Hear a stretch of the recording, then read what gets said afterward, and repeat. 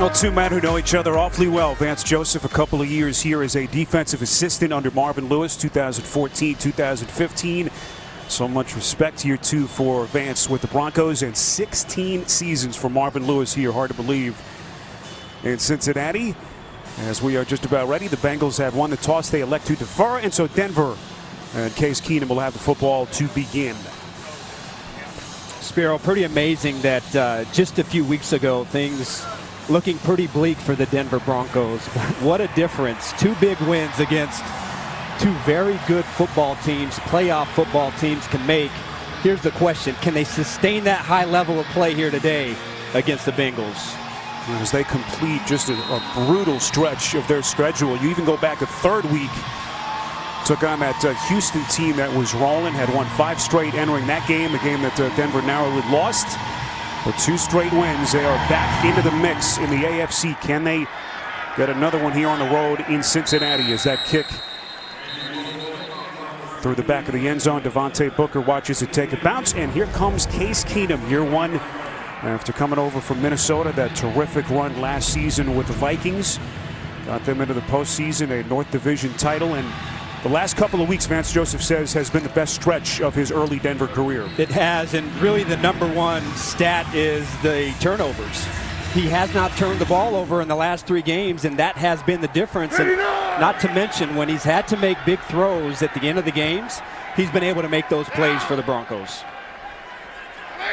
Broncos begin from their own 25, and this is the rookie sensation, Phillip Lindsay. Of course, a big part of Keenum's success has come on the legs of this kid who has been a revelation in his first NFL season. A look at the starters for Denver. We know that they've had some issues with their offensive line. Those 3 middle spots. Connor McGovern, 3rd straight start at center after coming over from the right guard position after they lost, of course, Matt Paradis. So they've had to change some things up front, but they have been very good.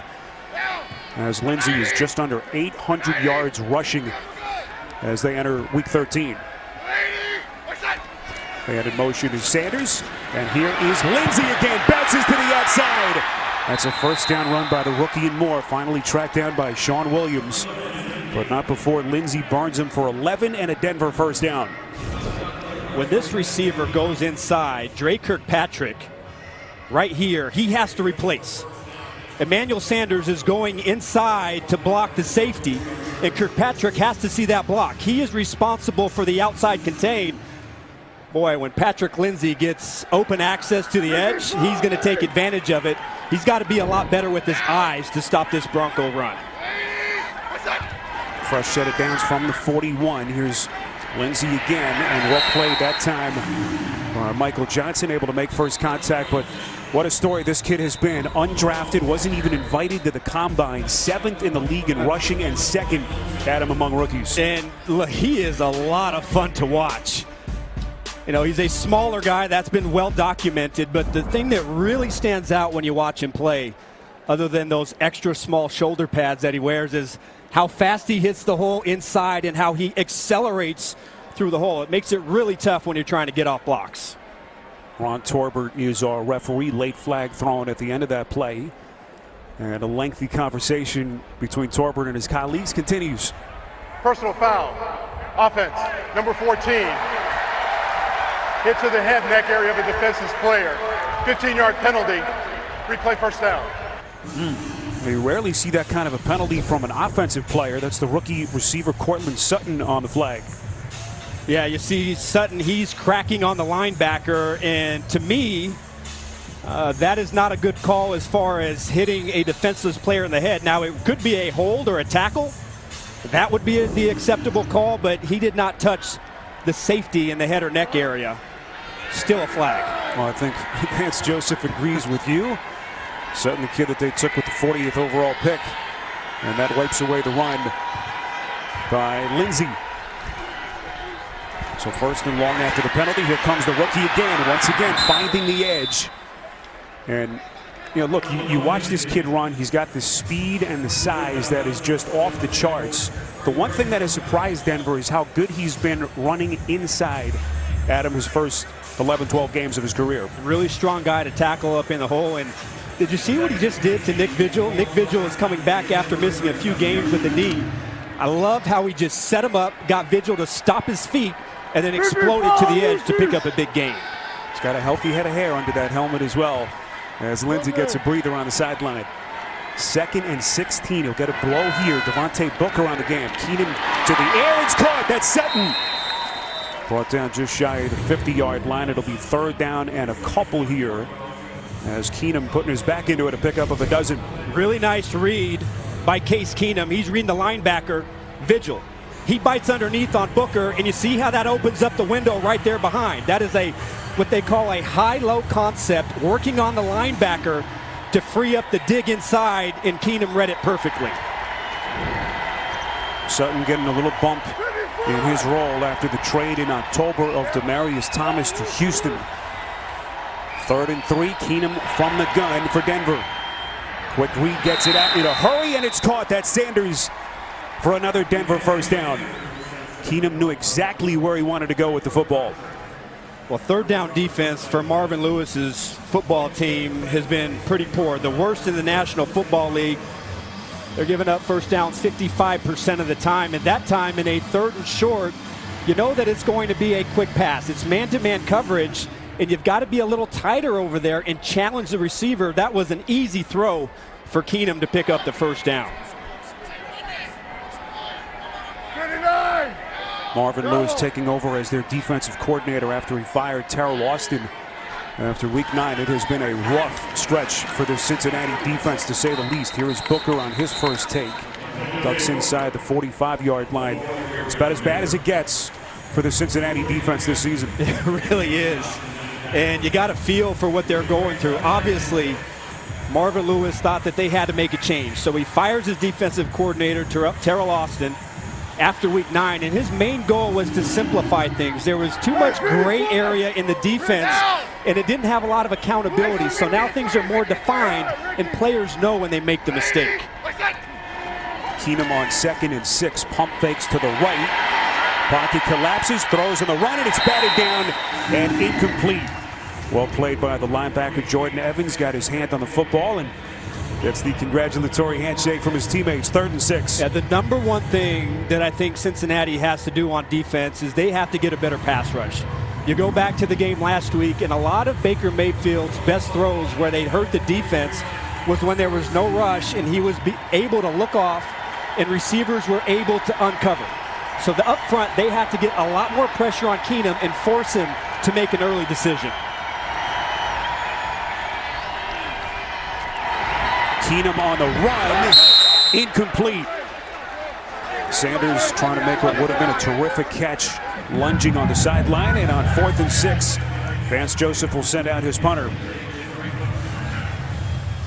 So a good start for Cincinnati, especially you consider the last 3 games they've given up Arch an opening drive touchdown, and last week against Cleveland in that loss here to the Browns, they gave up a touchdown on Cleveland's first 5 possessions of that game going into the 2nd half. That's pretty unreal.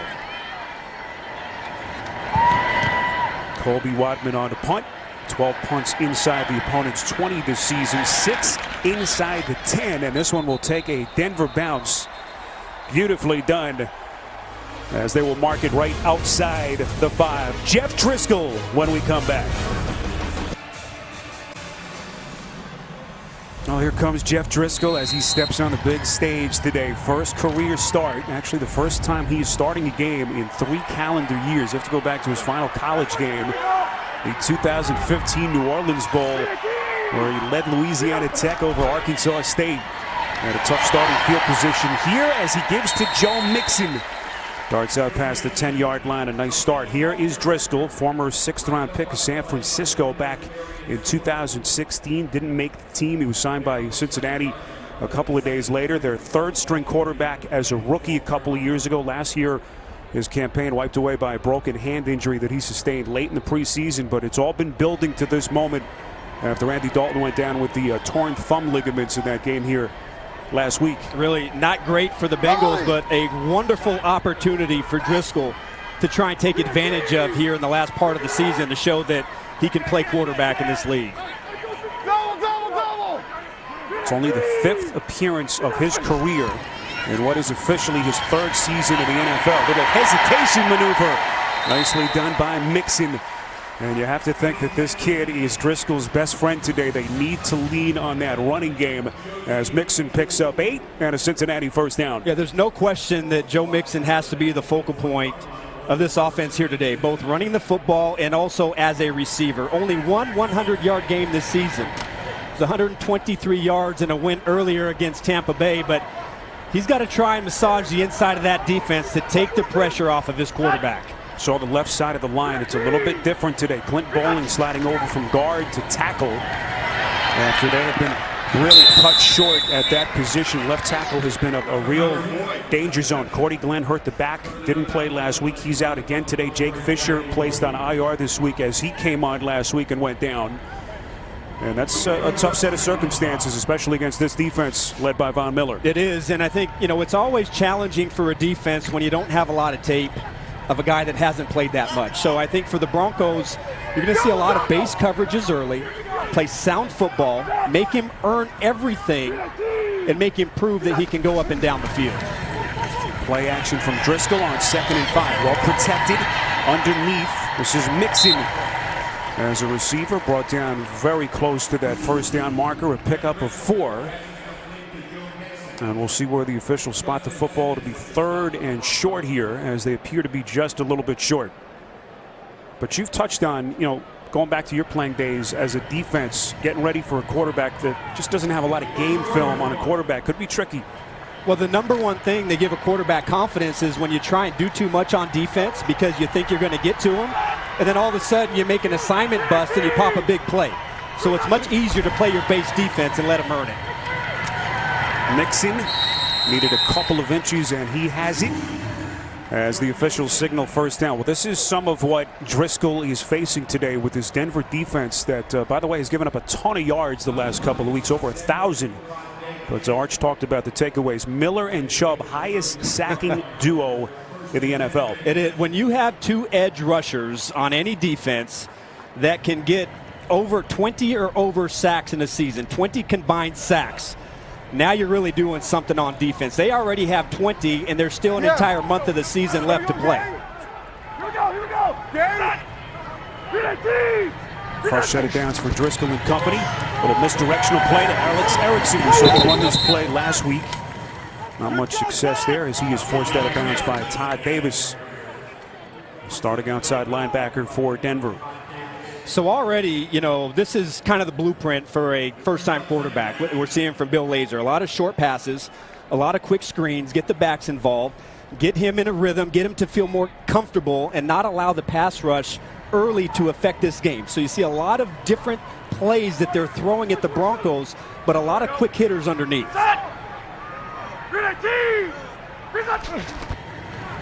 Driscoll from the gun, hands off to Mixon again. Mixon breaking tackles, showing the wheels, and he's inside Denver territory. A 23-yard burst, finally tackled by the safety, Justin Simmons. Well, these guys have to come up, and you've got to make the play. Both linebackers for the Denver Broncos, and what a great job over there at left guard to get up on that linebacker after the combination block to get Mixon into the secondary. Now, the Broncos had that nasty 3-game stretch where they gave up a lot of yards, a monstrous amount of yards, but really in the last 5 games of the season, they've made it tough for offenses to run the ball on their deep. And you see what Mixon has done in the 6 home games this year. Boy, Driscoll got his feet tangled up on that play and just barely able to get it away as Von Miller and Bradley Chubb were there. The rookie Chubb getting right in Driscoll's face. Just a little stumble coming out, and it's one of the things that the outside rushers here for the Broncos know they're going to have to deal with. Jeff Driscoll is a wonderful athlete. Some people say he's the best athlete on the team outside of A.J. Green. And you know that they're going to try and get him on the edge and use that speed. Give him some run-pass options and some easy reads outside. So Von Miller and Bradley Chubb have to be really good getting upfield and stopping him before he gets outside. We go back to the ground game on 2nd and 10. The interior of that Denver defense was there. You just saw Chubb a moment ago, the rookie, tied for 10th in the league in sacks in this one today. There's Domata Peko, by the way, back in Cincinnati, first time here since leaving town in the offseason. An emotional return for him. Still has his home here in northern Kentucky. Actually had a couple of his teammates over for dinner last night. Doesn't play a glamorous position, but so important he's been in the last 2 years for Denver's rushing defense. Heart and soul of their defense for 11 seasons in Cincinnati. Such a big part of the community here in the Queen City as well. Erickson on the catch. Able to duck inside the 40-yard line. Flag thrown. Multiple flags. Chubb, the rookie, on the tackle.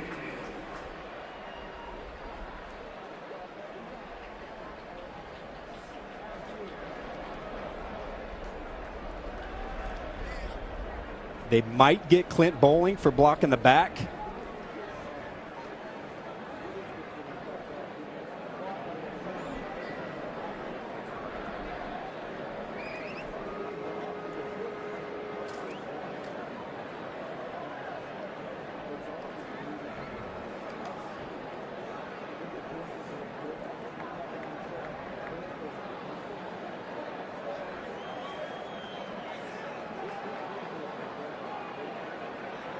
Adam, how you doing today? Oh, I'm doing well, man. There were 2 fouls during the play, both by the offense. Illegal shift, number 18. That penalty is declined. Illegal block in the back, number 65. That penalty is accepted 10 yards from the spot of the foul. Replay 3rd down. So it is Bowling, the man penalized, the one that Denver accepts at least.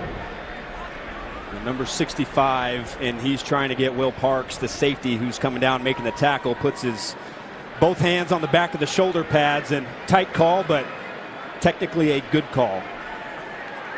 Bowling is with touchdown, sliding over from left guard to tackle today. 3rd different starting left tackle for them in as many weeks. Another big storyline of this game against this vaunted Denver front. Driscoll on 3rd and 16 after the penalty completes. First catch for A.J. Green. Back in the lineup today after missing the last 3 games with that toe injury that he sustained week 8 in the game against Tampa Bay, but he is well short of the first down. A pickup of 7. And what a matchup between A.J. Green today and Chris Harris Jr. Chris Harris has been absolutely outstanding this season. And is that it could be right there? That is Harris, yeah. As the medical personnel for Denver quickly onto the field. But only to tell you how important Harris has been to this franchise over the last 8 years. That big interception last week that really kind of turned the momentum in the win over Pittsburgh. And a guy that just cannot afford to be missed for Denver. Yeah, made his name really as an inside corner, but it really doesn't matter where he lines up. Inside, outside, he is terrific man cover corner and has great ball skills. You see him as he's going low right there, and nothing really stands out of what might have been the problem, but easily playing this season as a top 5 corner. He has been exceptional. He's actually the 5th highest rated cornerback in the NFL entering week 13 according to Pro Football Focus. And not a good look there. Is unable to put much weight, if any at all, on that right leg.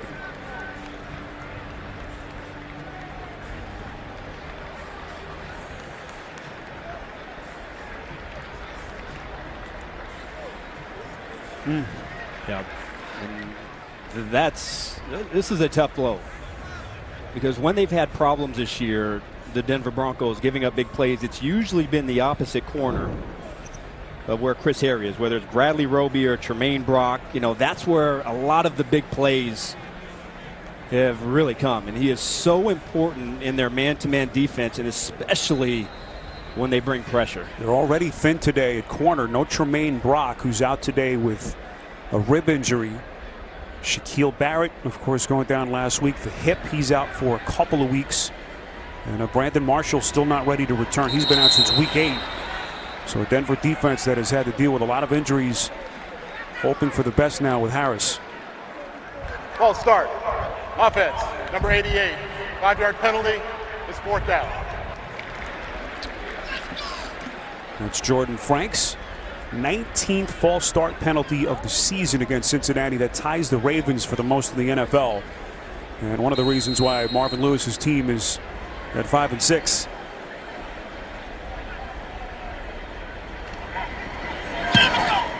Kevin Huber longtime Bengals punter.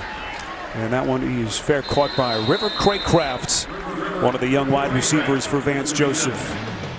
Late stages, first quarter, still scoreless on CBS. The NFL on CBS is sponsored by the new Wendy's Bacon Maple Chicken Sandwich. Garmin. Get a Garmin smartwatch and beat yesterday. And by Verizon. The best unlimited is on Verizon, America's most awarded network. Back with you on a beautiful day here in Cincinnati. This was the scene just seconds ago. Chris Harris Jr. carted into the Denver locker room. We will get an update on his status as quickly as we can. He's not only been so good, but so durable. Full 16 games played for Harris in 6 of his first 7 seasons. So here's Keenum and the offense back onto the field, thrown into the shadows. They're intended for the rookie Sutton, incomplete. The pressure applied by Geno Atkins as we go to New York at our first update. Here's JB. Jackson's legs. I got to tell you, 9 plays, 75 yards. Lamar Jackson show continues for Baltimore as he runs it in from 13 yards out. The Ravens take the lead over the Falcons 7-3. Back to Spiro and Adam. All right, good start. Lamar Jackson making his first road start as an NFL quarterback. Joe Flacco still unable to come back from his injury. On second down, here is Lindsey. Right up the gut, brought down right around the 25-yard line, tackled on the play by Michael Johnson. It's a pickup of 5. The initial update, it is a lower leg injury for Harris. And Josie Jewell, another key injury with Brandon Marshall, Adam, still not ready to come back. They're thin both at cornerback and linebacker, 2 huge injuries potentially. Yeah, super thin. And if I was the Bengals, I would think about my 3 and 4 wide receiver package to try and stress that Bronco defense. Harris, we're told, is in the x-ray room, so we will get you whatever we hear as soon as possible. 3rd and 5, play clock down to 3. Keenum putting some touch under it, incomplete. Has not been able to locate the rookie Sutton early in this game. And once again, Denver will have to punt. Yeah, really, this is a guy that has to get going. You know, didn't play a great game according to his head coach Vance Joseph last week. Only 1 catch and 4 passing attempts. Played pretty good against the Chargers, but a guy that they really expect to make big plays opposite Emmanuel Sanders. Second punt for Wadman. Erickson has been one of the more consistent return men in the NFL. Trying to find some daylight. You see the flag thrown behind the play, right around the 23-yard line. A 58-yard punt and 12 on the return by Erickson.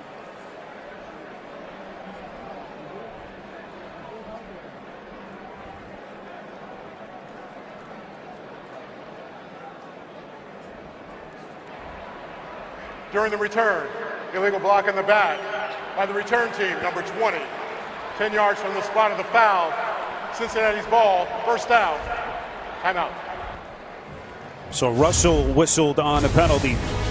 Still looking for our first points. Late first quarter, the NFL on CBS continues from Cincinnati next. First career start for Jeff Driscoll. 1 week after Andy Dalton was lost for the season with the torn ligaments in his right throwing thumb. Here's Mixon. Ducks out to the 25. We talked about the big return today of A.J. Green. Missed the last 3 games with a toe injury. And Bill Lazor told us this week he has never seen one player's absence affect a team like Green's absence has affected them, Arch, the last 3. Look at those numbers. I mean, those are eye-popping numbers. A dramatic difference when he is in the game. Tyler Boyd has had a breakout season, but you can see how much attention you have to put on Green as a defense. And if I'm Cincinnati, I would try and take advantage of that secondary and try and hit one deep. On 2nd and 6 to the air. That's John Ross. First down completion as he crosses the 25-yard line. A pickup of 10 as Driscoll throws a dart. You think Yadam respects the speed of Green? He's not even in the frame. Look at how deep the cushion is right there. Excuse me, that's John Ross. Look at how deep the cushion is. Another guy that can get down the field, but you've got to be able to challenge these wide receivers. That is way too easy underneath. Brendan Langley has come into the game as Chris Harris is still in the Denver locker room. Driscoll faking the handoff. High pass. It was bobbled and then caught by the tight end C.J. Uzomah, who actually began the season as their number 3 tight end. But of course, Eifert and Croft going down with season-ending injuries. A really nice job. And what I liked about this play was how decisive Driscoll was with the ball. He knew that Chubb, the outside linebacker, had coverage to the flat, and he was late getting over there. So easily spotting the open guy and getting the ball out of his hands. So far today, the ball has come out very quickly, and the Denver pass rush has not played a big part in this game. And you see there, Driscoll spreading the wealth, at least early in this game. 6 completions to 6 different receivers already. We know what an athlete he is. Breaks the initial tackle as Von Miller had him dead to rights. And Driscoll unable to escape. But everyone talks about what an athlete this kid is. He was actually a superstar baseball player growing up in the Orlando area. Yep. Great speed. But he's going up against a great athlete on the other side of the ball, Von Miller, who plays it perfectly. Steps down, checks for the run, and then gets outside and slams the door on Driscoll as he tries to get outside. Now, I would probably, if I'm going to run a zone read concept, I would think about running that play over to Bradley Chubb. Von Miller is just too good of an athlete to that side. Driscoll wisely waves the white flag and just puts himself on the turf.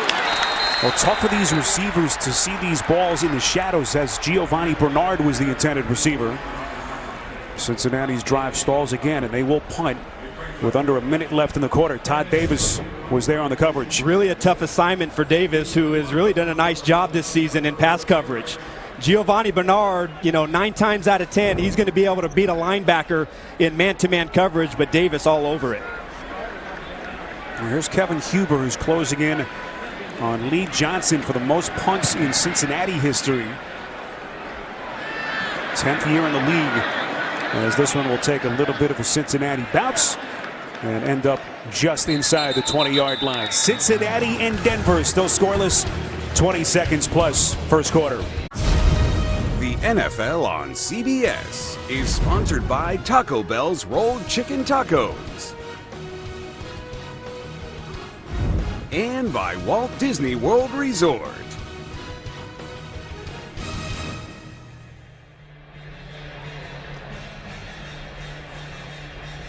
Well, what a journey it's been for Case Keenum. Entered the league with Houston in 2012, undrafted, bounced between the Texans and the Rams his first 3 years. And that magical run, as we mentioned last season with Minnesota, parlayed that into a 2-year, $36 million contract with John Elway in Denver. And it's his show, trying to get the Broncos a 3rd straight win. Here's Royce Freeman, another rookie running back for Vance Joseph. Marker thrown behind the line of scrimmage. It's a pickup of 7 if it stands. There's John Elway making the trip here to Cincinnati, president of the Broncos, their general manager. No foul during the play for an illegal formation. It's 2nd down. All right, so the 7-yard run by Freeman stands. And this kid Freeman, as good as Lindsey has been, it's kind of overshadowed Freeman, but they like him. They like his ability, powerful, physical runner, giving them a nice little young 1-2 punch. It's such a different style than Lindsey. And really what they want to see from Freeman is they want to get up and they want to see, can he close the game? That's kind of the role, get him going and get him a lot of touches at the end of the game. Broncos will have it when we come back. End of 1 in Cincinnati. You're watching the NFL on CBS. Back with you for the start of the second quarter. Look at the numbers so far as Vance Joseph continues to pace that sideline. These suddenly surging Broncos after huge back-to-back wins over the Chargers and the Steelers. Here's Lindsey making the catch on the run and pays the price as he is knocked out of bounds by Sean Williams. As we welcome you back upstairs high in the booth, the NFL on CBS. Spiro Thetis and Adam Archuleta, 2 defenses that have given up a ton of yards so far have held up. I think right now that's kind of the story of this game, is Cincinnati has been able to hold the Denver Broncos. I haven't seen a lot of the passing game for the Broncos in sync. They've targeted Emmanuel Sanders 3 times, Cortland Sutton 3 times, and just haven't been able to get on the same page. And really, the Bengals doing the best job they have done all season here on 3rd down. Here's another 3rd and short. Lindsey is stuffed. Sean Williams making first contact, and what a play for a Cincinnati defense that in a lot of ways has been historically bad so far this season. This is how you play it. You got to beat the crack block, and you're expecting a run. So Williams beats the block inside, and then he's able to meet Lindsey in the hole. Really well played, and really a job well done so far today by Cincinnati on third down, making the Broncos punt. Williams, one of the few bright spots for this defense, actually tied for third in the league in interceptions this season with 4 entering week 13. Good looking punt of 57 yards. Well, this past Tuesday, the Cincinnati Bengals had the unveiling of their stylized cleats for My Cause, My Cleats. It's all part of the campaign held by the NFL. Numerous league players supporting the charitable causes that they like through custom designed cleats. You can discover how players are making a difference in their communities and bid on their special edition cleats at NFL.com/MyCauseMyCleats. You can see Jeff Driscoll supporting Orlando Health. Grew up in the Orlando area in the town of Oviedo. And such a wonderful cause and initiative by the NFL and its players around the country. So here's Driscoll again, first career start. If you just joined us, completes over the middle. That's Tyler Boyd, who marched touchdown earlier. That's a first down play of 15 yards. What a season he's had as he tried to pick up the slack the last 3 weeks without Green. Really tough on the corner. Look at this window that Boyd has. There are no underneath linebackers, and there's no help. So all Boyd has to do is get inside position and expect an accurate football from his quarterback. It was actually tipped. Ball accurate. Unbelievable. Derek Wolfe got his hand on the football, and then it went into the shadows. What a play. What concentration by Boyd to make that catch. Boy, Mixon is crunched as he barely gets back to the line of scrimmage, paying the price there. As Cincinnati tries to get this offense going. Arch, what have you seen so far from Driscoll? Well, they've done a really nice job. They've avoided third and long situations. When they have been in third and long, they've thrown some quick screens. So right now, they've been able to neutralize the pass rush from the Denver Broncos. But I believe, you know, they've gone to a lot of short passes. I still think that any great offense, if you want to score, has to get bigger chunks down the field. 20 to 30-yard passes if you want to score. You saw Bill Lazor, their offensive coordinator, took over last season, a couple of games into the year for Ken Zampese, who was fired. As we get another false start penalty, this has been just a major Achilles heel for the Bengals. Offense, number 68, 5-yard penalty. It's second down. And when you're playing with a quarterback that doesn't have a lot of experience, Bobby Hart right here has seen all the tape of the jump that Von Miller gets and is trying to get a jump on him. But when you're playing a game with an inexperienced quarterback, really a first-time quarterback, you've almost got to be perfect. And you can't afford to get these penalties. And so far in this game, too many penalties here for Cincinnati. It's just too big of a hole to continuously overcome.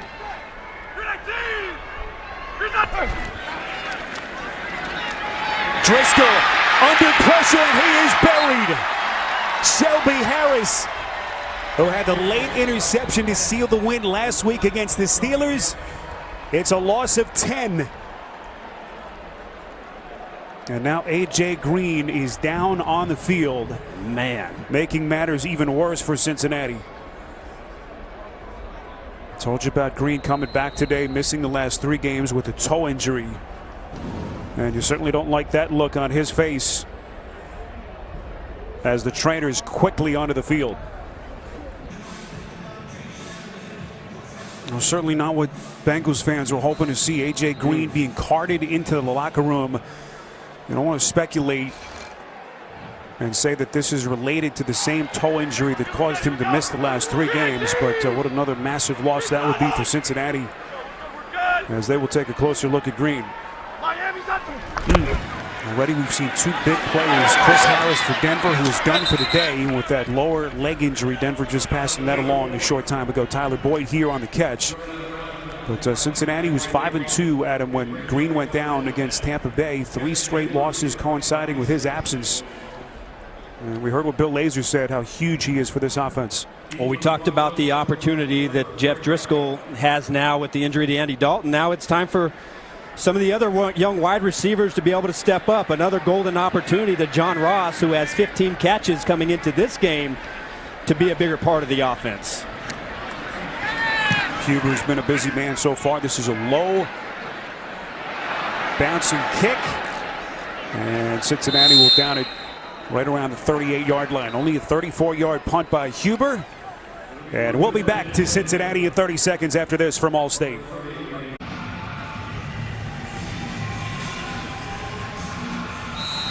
Case Keenum and Denver's offense back onto the field, still looking for our first points as we play early stages of this second quarter. Week 13 in Cincinnati.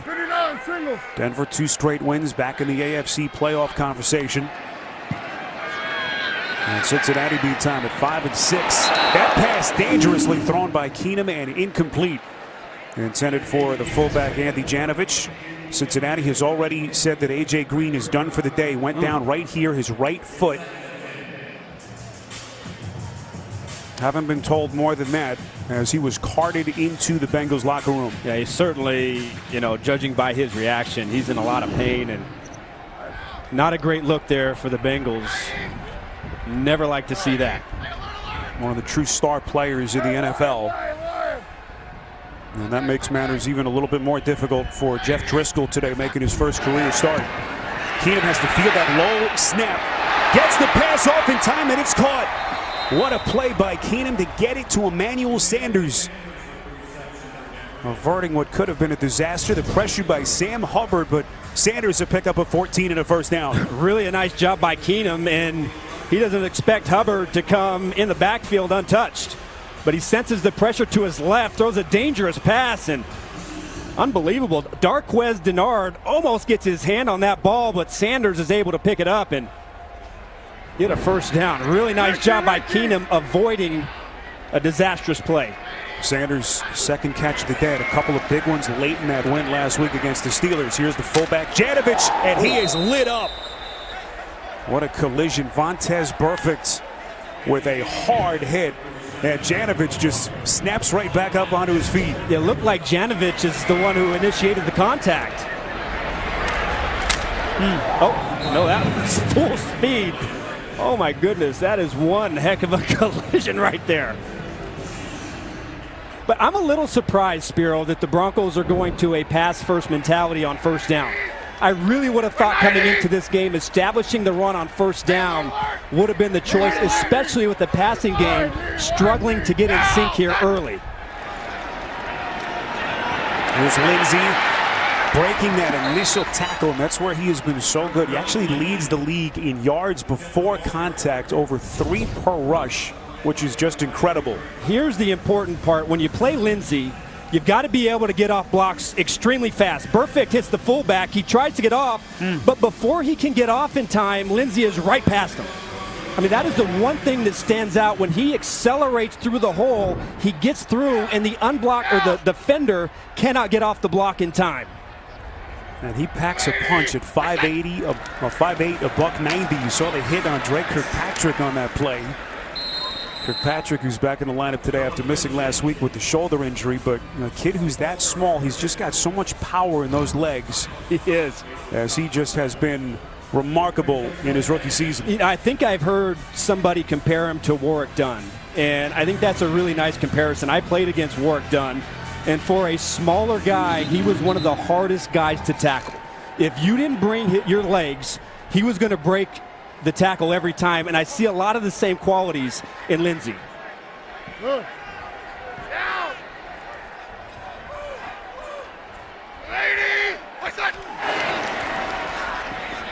Play action from Keenum, throwing on the run. That pass a little bit behind his target.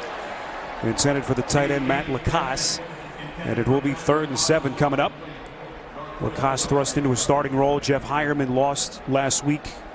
That season-ending injury, as they have been just ravaged at the tight end position. The rib and bruised lung ending Hireman season. The Broncos are not getting a lot out of their play-action passing game, their bootleg game.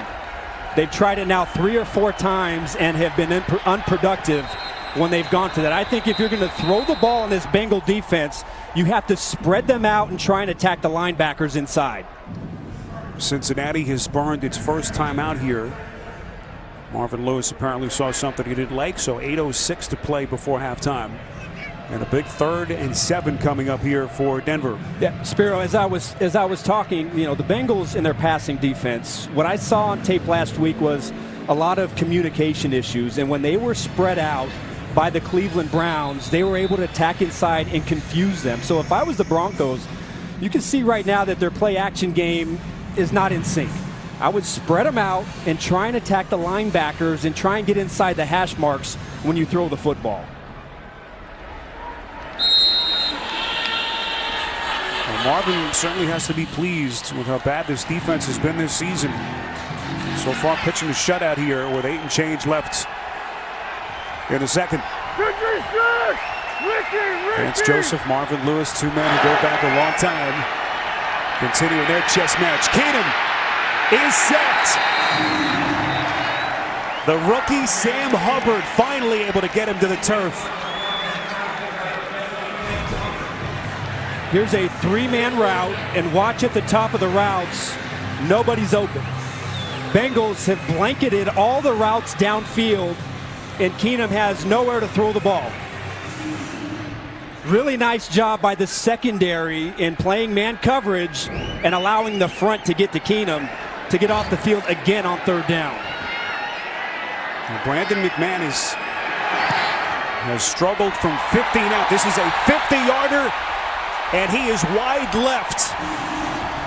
Had the game winner against the Chargers a couple of weeks ago, but Denver coming up empty after the rookie Hubbard with his 4th career sack. The NFL on CBS is sponsored by Pizza Hut, official pizza sponsor of the NFL. Progressive Insurance, handing off big savings to you. And by Lowe's.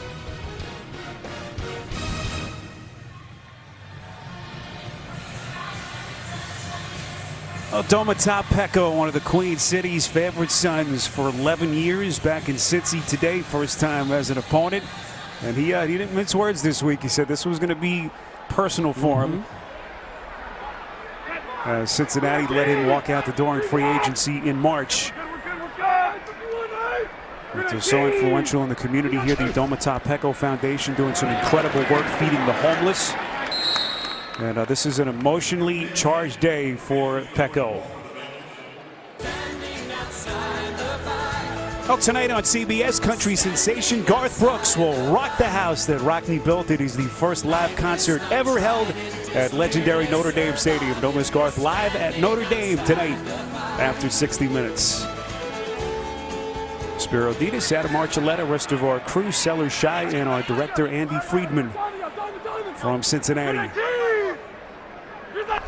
On 2nd and 9, here is Driscoll from the gun. They just can't seem to get this passing attack going. There is a marker thrown right around the line of scrimmage. And another injured Denver Bronco. It's Derek Wolfe, who's in considerable pain.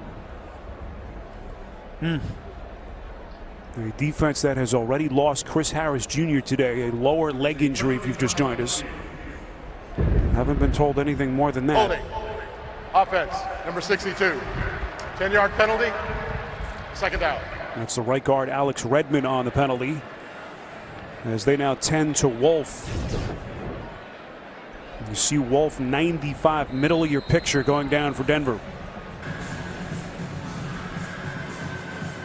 See Derek Wolfe lined up, running an inside move, and as he's trying to beat the double team, just kind of falls awkwardly, and really kind of hard to see exactly what happened there. Suddenly the defense dealing with a host of injuries as Driscoll is sacked again. No Wolfe, no problem. Shelby Harris, what a half this guy has played. His 2nd sack. Von Miller was there for Denver as well. It's a loss of 5 on the play. Really, how good has Shelby Harris been? He had that huge game-clinching interception a week ago, number 96, coming from your right side of your screen, and that's just an effort play. Beats Hopkins to the outside, then comes in for his 2nd sack of the game. In a couple of weeks it's been for Harris, his wife giving birth to their 3rd child last week before that Steelers game. Ball start. Offense number 66. 5-yard penalty. It's third down. Another penalty on their offensive line. That's Trey Hopkins' third false start penalty in this game. Hopkins making the start at guard today, as Bowling, usually their left guard, has slid over to tackle to deal with some of the injuries that they've had at that position. Yeah, you just can't, and especially an offensive line that's kind of struggled. This is a pretty athletic Denver front that forces a lot of penalties on opposing offensive line, but 3rd and 29 is just too hard to overcome. They'll give it to Bernard here to try to pick up some positive yardage, and Bernard a nice little burst. They'll give Kevin Huber some more room on the punt. Another marker thrown behind the line of scrimmage. 17-yard run by Bernard.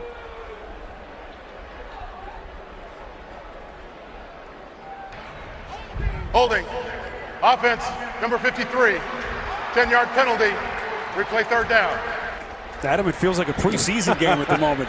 Billy Price. Right in the middle of your screen, number 53, Billy Price. And I don't know.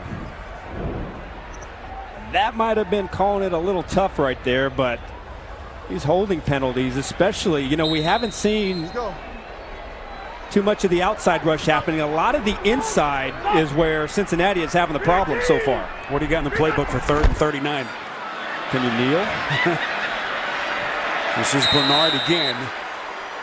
And the offense is going to be booed off the field, and you can't blame these folks in Cincinnati. Well, I think when they haven't committed penalties, they've been fairly productive. Now, it's been a conservative game for Cincinnati, but really, you can't get in any rhythm and you can't get going with all these penalties. It just sucks the life out of your football team and out of your offense. So the last 2 drives for Cincinnati, they lose A.J. Green for the day. A right foot injury. And that ugly sequence there with the penalties. Here is Craycraft.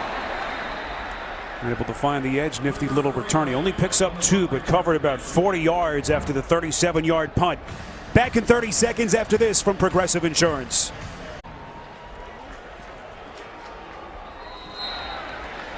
Miner coming up. The Verizon halftime report. JB and the crew standing by in New York. Get you caught up around the league. Week number 13. All to come on the Verizon halftime report.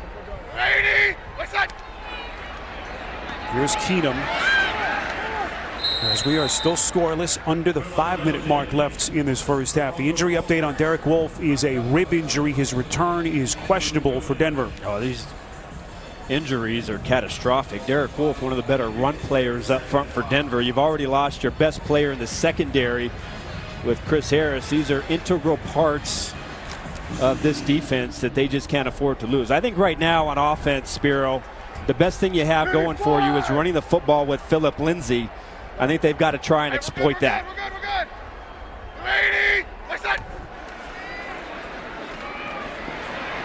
Lindsay, right on cue, is close to that first down marker. Tackled on the play by Michael Johnson and Sean Williams. You've noticed that Cincinnati has had some issues in the pass defense, but a little surprised that Denver has not attacked it as much. Well, I think, you know, Denver before this drive was going to a lot of first down passing, and their play action passing really hasn't gotten going. So I think establishing the run, but if you do choose to pass the ball, I think you have to force this secondary to pass off routes and communicate. That's where they've had a lot of issues. Lindsay stuffed. We'll see where they spot it. Appears to have enough from that vantage point. As the officials looking awfully generous, and yes, it is indeed a Denver first down. This is, I mean, Vontaze Burfict, when you talk about inside the tackles going downhill, is about as good as it gets. That's one-on-one, and that is an excellent tackle in the hole. Now, Lindsay's able to pick up the first down because it was so short, but that is an excellent hit inside an effort by Burfict. And of course, kind of par for the course here, another injury. Burfict has been banged up the last couple of weeks with a hip injury. Hardy Nickerson has come in for the moment for him. Keenum running for his life, chased by Atkins. And wisely just throws it out of bounds. All the injuries with the Cincinnati defense, one of the things that Marvin talked about with us in our conversation with him yesterday, This was the collision that caused Burfict to go to the sideline. One of the guys on this defense that has had to raise his play. I don't think he played particularly well last week. Great tackle in the hole. You know, I just think right now Denver, they're just running standard routes and their play action passing game is not working. You have to force this secondary to communicate and pass off routes. Right now they're locking everything down. Keenum faking the handoff to Freeman, and then it's incomplete. He and Sutton just have not been on the same page. William Jackson was there on the coverage. And Denver, you know, to your point, they just haven't had much success throwing the football deep down the field this season. Well, they haven't. William Jackson is a really good man-to-man cover guy. And so far in this game, I think that's a ball that Sutton has to catch. Tight coverage, but the ball hits him right there in the hands, and he drops it. Really haven't seen Emmanuel Sanders have a big impact. I think Keenum has to start to go to him to try and get something going here on offense. Sanders lines up at the bottom of your picture, 3rd and 10. Keenum again on the run, completes. First down and more. This is Booker breaking a tackle.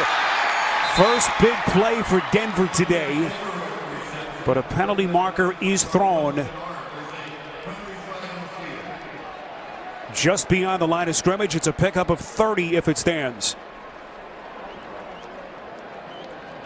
Before the pass was thrown, holding, defense number 59. That penalty is declined. Result of the play is a first down. Here's Booker out of the backfield, and he's going to run a corner route with Nick Vigil in man-to-man coverage. I tell you, this is a pretty exceptional throw. You see the hold as he's coming out of his break, but look at that throw. Just as Booker gets the separation, Keenum has to handle the low snap, but he sees Booker uncover and fires it right there on the sideline. Well done by Keenum. Booker, Denver's leading rusher a couple of years ago after C.J. Anderson was lost for a chunk of the year with injury. Biggest play of the day for Denver. Fresh headed down to the sidearm delivery is caught. This is Booker again, suddenly putting his imprint on this game. It's been a quiet season for Booker with the two guys in front of him, Lindsey and Freeman, the two rookies, as that should take us to the 2-minute warning. So finally, Denver in business, knocking on the door on CBS. The NFL on CBS is sponsored by Dell and the XPS 13 with Dell Cinema. And by Macy's.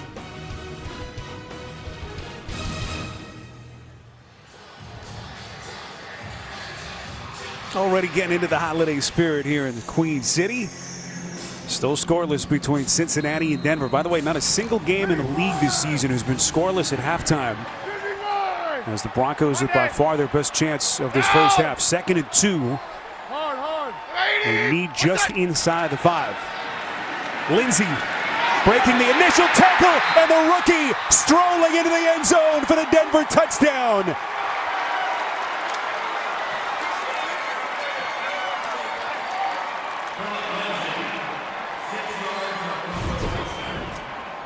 I really don't know how he sees this.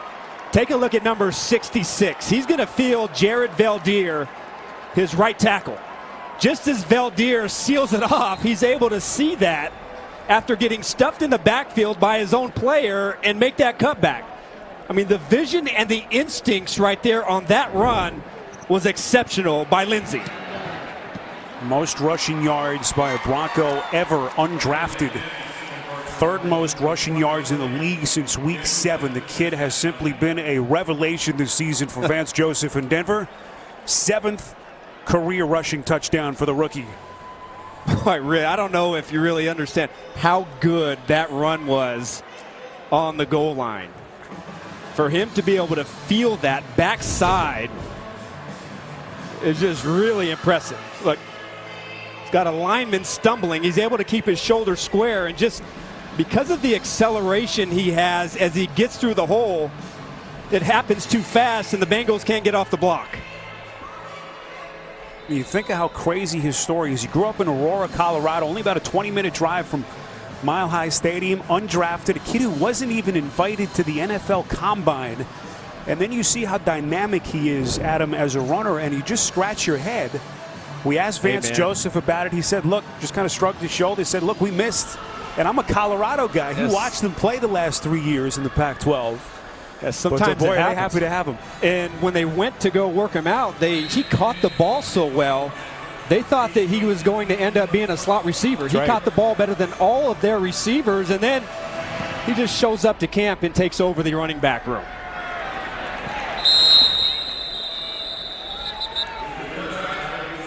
Another reminder coming up, the Verizon Halftime Report. JB, Phil, Nate, Boomer, and Coach Cower with all the latest NFL scores and highlights. It's all coming up on the Verizon Halftime Report.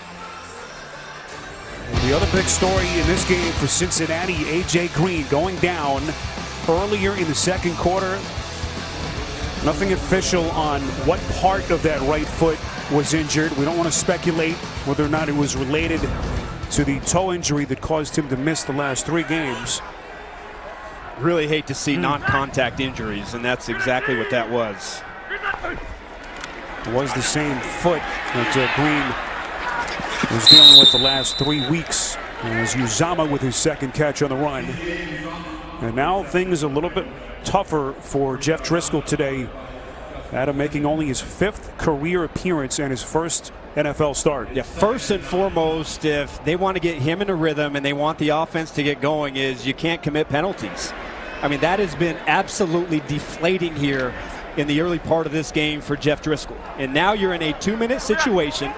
The rushers for the Broncos have been quiet, but right now they are doing everything they can to try and get to Driscoll. Driscoll slinging it near side of the field. Another marker thrown just behind the line of scrimmage. Boyd on the catch. It's a pickup of 6 here as we await the call from Torber. Possibility you have a hold on Bobby Hart and Von Miller. Illegal use of hands to the face. Defense, number 58. 5-yard penalty from the previous spot. Automatic first down. That's Von Miller. This is that patented stab move that he has. He loves to rush around the edge and stick out that right arm and then use his speed. And that time he gets right up there. Boy, look at the power right there. Look at how he just punches Bobby Hart. And that hand placement was in the chest. And so not a great call right there, but how about Miller with the one-handed stab just puts Hart on his back. Here's Bernard out of the backfield. Bernard crosses the 35, knocked out of bounds at the 37. That was a 318-pound man that Miller just knocked to the ground. That's the 5-point palm exploding heart from Kill Bill technique. That Von Miller, that's pretty unbelievable. I mean, he loves that move, that just right-handed stab where he just keeps the offensive tackle off him and then uses that great speed around the edge. I don't think I've ever seen anything like it. Bengals with 2 timeouts left with $1:40 to play, plenty of clock.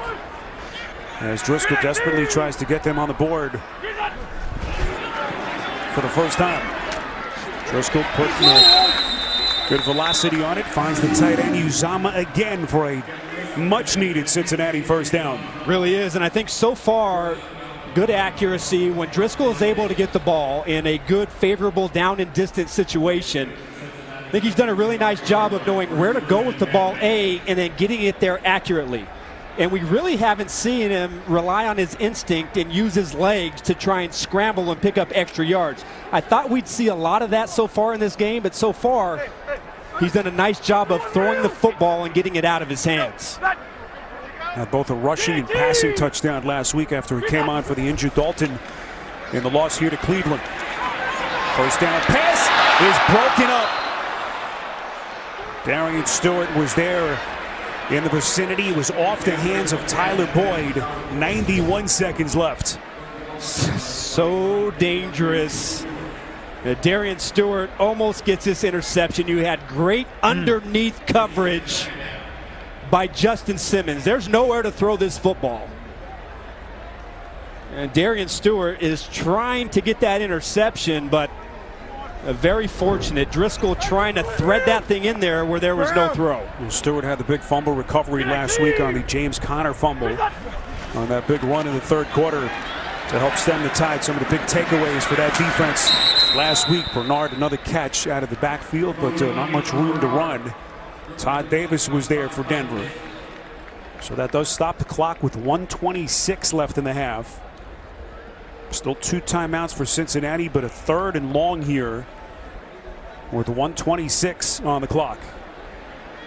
Really where a lot of the big plays down the field have occurred against the Denver Broncos has been on 3rd down. You go back to that Charger game and versus man-to-man coverage. Driscoll over the middle. It's caught. Leaping catch. It's Boyd for Cincinnati.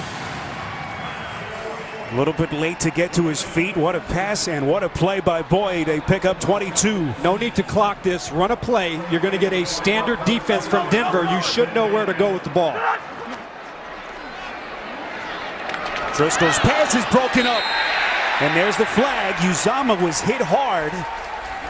Isaac Yedem, who was in the place of Chris Harris Jr., who's done for the day. I thought Yadam hit him right in the strike zone when I Personal saw it live. foul. Defense, number 41, lowering the helmet and making contact. It's a 15-yard penalty from the previous spot. Automatic first down. What do you think? You know what? I don't like that call. I don't even think that his helmet hit him. He leads with his shoulder, and I don't believe that deserved to be a helmet-to-helmet call. So I think on that case, I didn't like it. It was so close in that strike zone for defensive players in this modern NFL. Getting smaller and smaller. Fresh set of downs. Here's Mixon into the second level, taking on tacklers. Will Parks finally brings him down. 14-yard burst from Mixon. First down, Cincinnati. Okay, now you've got 46 seconds left, and so you want to be able to bleed this clock so that if you do score, Denver does not get an opportunity for a kickoff return. You still have 2 timeouts, so everything is on the table here for Cincinnati. Can Driscoll get him into the end zone? Driscoll under pressure, escapes. And what a play just to get rid of the football. Von Miller had his arms around Driscoll. But don't underscore the athletic ability of this guy to be able to escape. It really was a nice job because I thought Von Miller had him dead to rights. Now, could this be an intentional grounding penalty? We'll see what Torbert says here.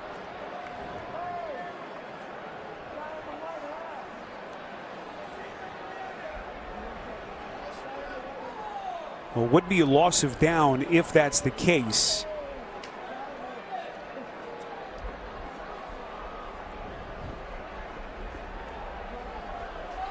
He certainly was not out of the tackle box, and so therefore there was no receiver in that area, so that is going to be an intentional grounding.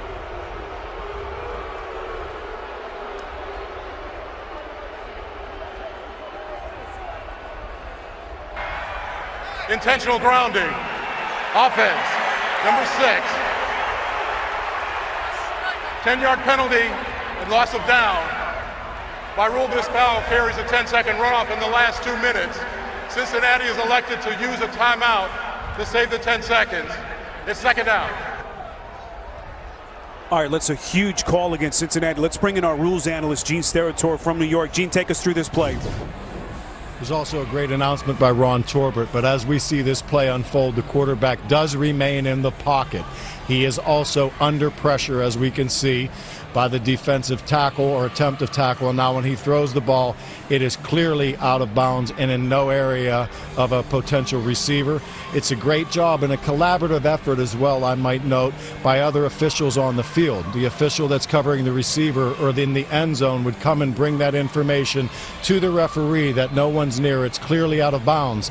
The umpire may assist the referee by letting him know that the quarterback has not gone outside of the pocket, and then the referee hopefully will stand there and make a great announcement like Ron Torbert did after he gets all of the information. But Gene, quick question: if he throws the ball out of the back of the end zone, That is not grounding, correct?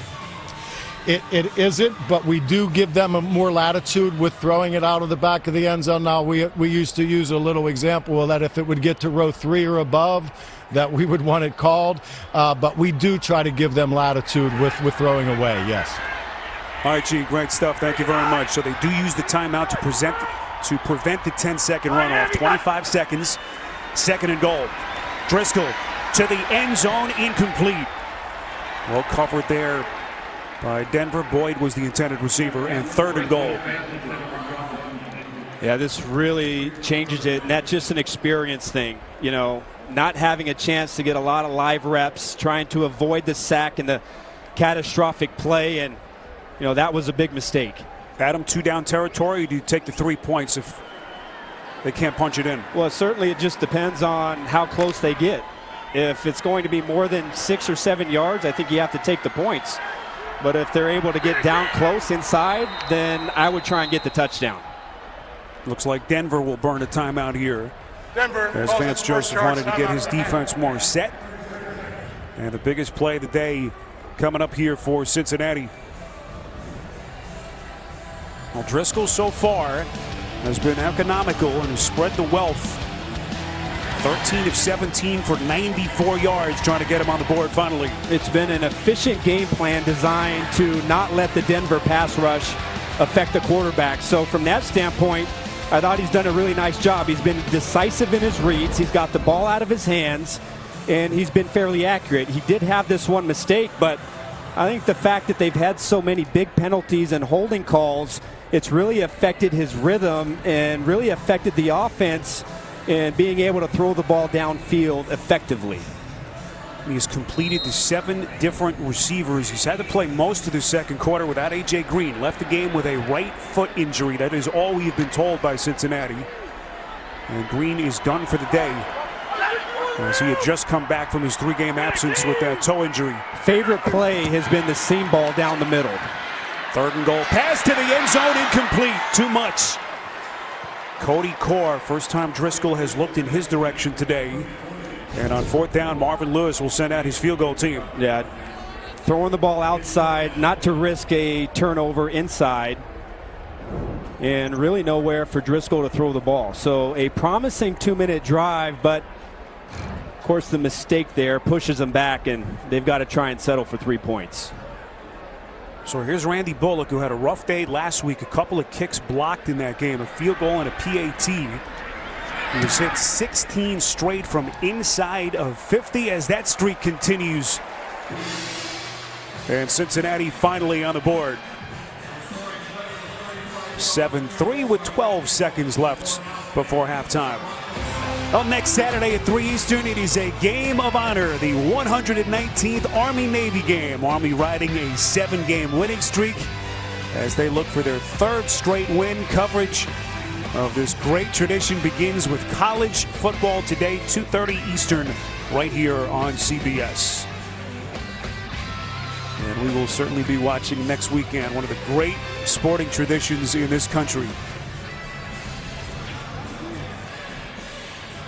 Just watched the SEC championship game last night in Atlanta.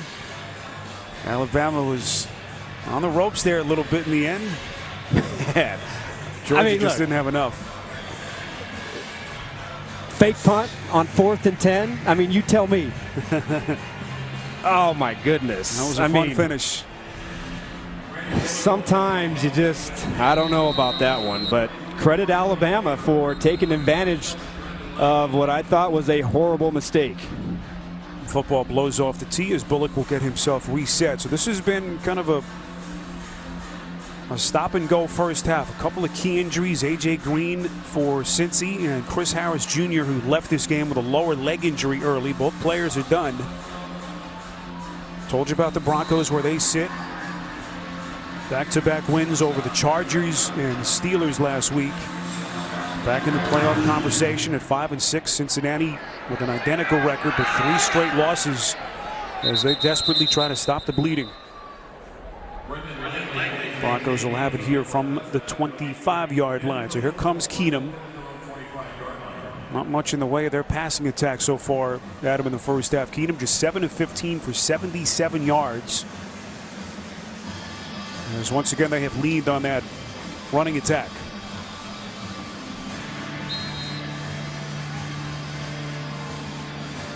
Broncos will just take a knee here. Another big story this first half, all the Cincinnati penalties, 8. Most that they have had in a half since 2009. As Marvin Lewis's bunch will have the football to begin the second half.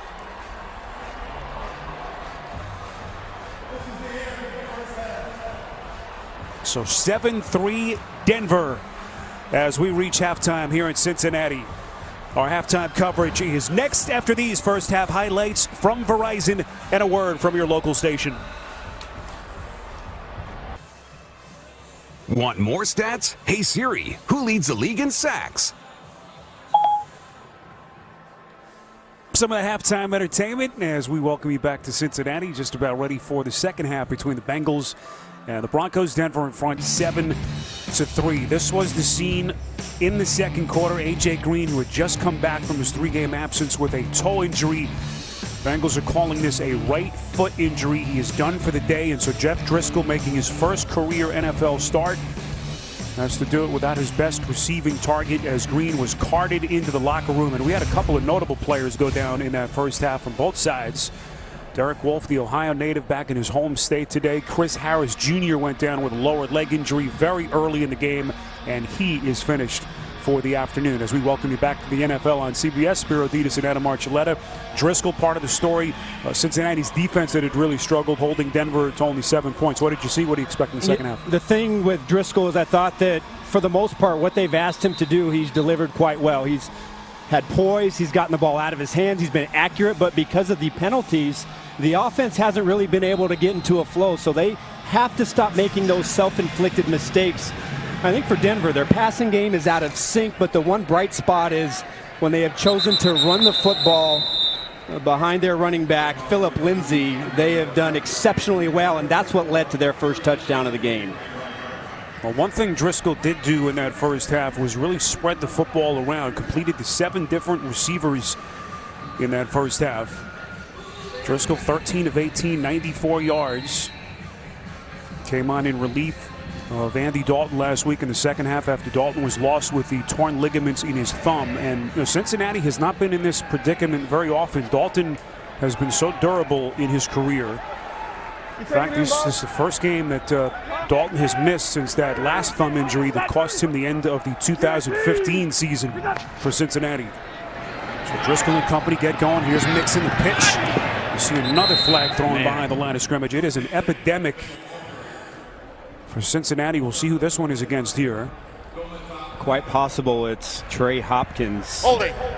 Offense, number 66. 10-yard penalty. Replay first down.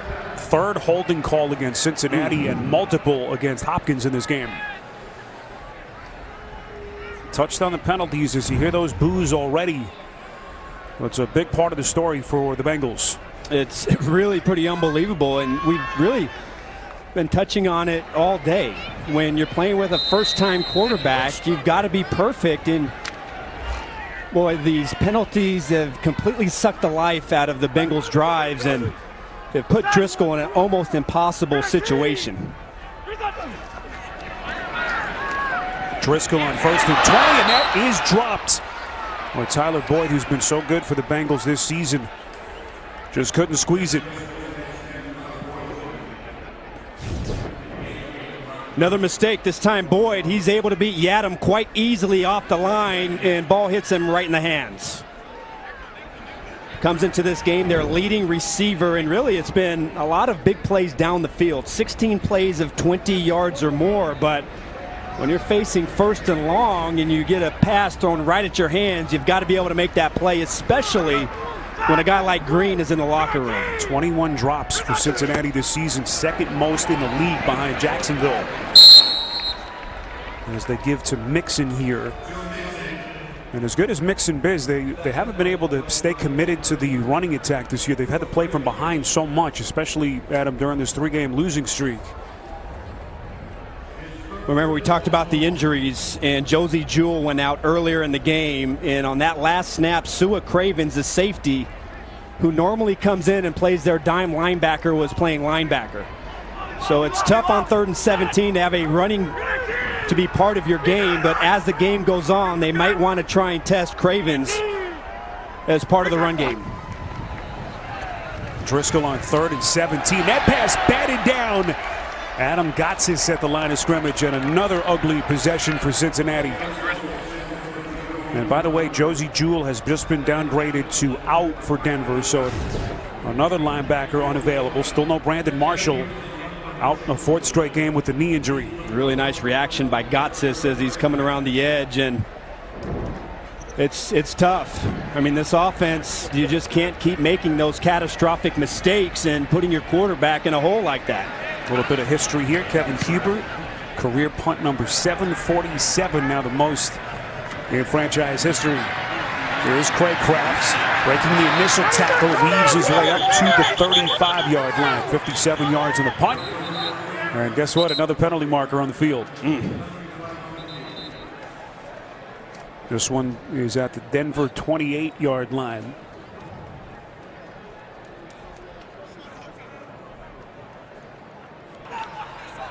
During the return, illegal block in the bag. Number 43 of the return team. 10 yards from the spot of the foul. Denver's ball. First down. Timeout. Joseph Jones, the man penalized. So Case Keenum with the football and a 7-3 lead when we come back. 7-3 Denver as the Broncos have their first possession here of the second half. Early stages, 3rd quarter. Spiro Ditas, Adam Marcelletta, rest of our CBS crew from Cincinnati. Denver trying to make it 3 straight wins as they try to stay alive in the AFC playoff conversation. Here is the rookie Lindsey as he bounces to the outside. Arch, first time seeing the kid in person. What do you think? I really enjoy watching him. He is a treat. Right off the bat, little stutter and go as he beats Vigil to the corner, and then this touchdown. Just great patience, great vision, feeling the blocks with the instincts to get upfield, and boy, is he fun to watch, having an outstanding season. And I think here in this second half, the Broncos would be wise to feature him a little bit more as they try and go at the Cincinnati defense. Over the 800-yard mark with his 57 yards today. Here is Sanders, a little cutback maneuver to get just short of the 20. Lindsey is on pace for over 1,100 yards. That would set a new NFL record by an undrafted player. What a future this kid has in front of him. Aurora, Colorado native, grew up again at just about a 20-minute drive from downtown Denver, was a huge Broncos fan growing up. And a kid who is very astute with the history of the franchise. He actually called Terrell Davis before the season began to ask him if he could wear his jersey number 30. And those two have struck up quite a friendship. Smart here to spread out Cincinnati. The Broncos have struggled so far in this game on 3rd down and have to burn a timeout. Play clock was down to 1. So Keenum has to burn it here. We'll see if that comes back to haunt them. Just a couple of minutes gone by in the 3rd quarter. Well, Keenum saw something he didn't like. It looked like he was trying to motion Lindsey. They had split out Lindsey out wide, and it looked like he was trying to bring him back, and Lindsey said, "No, man, I'm just going to stay out here." Well, everyone we talked to, Keenum and Vance Joseph, just gushing about how good the kid is, and making a little bit of a mistake there with the formation, and it costs the Broncos an early second half timeout. Well, they've got to figure out 3rd down, this offense. Last week they are 3 of 11. So far in this game they're 3 of 7.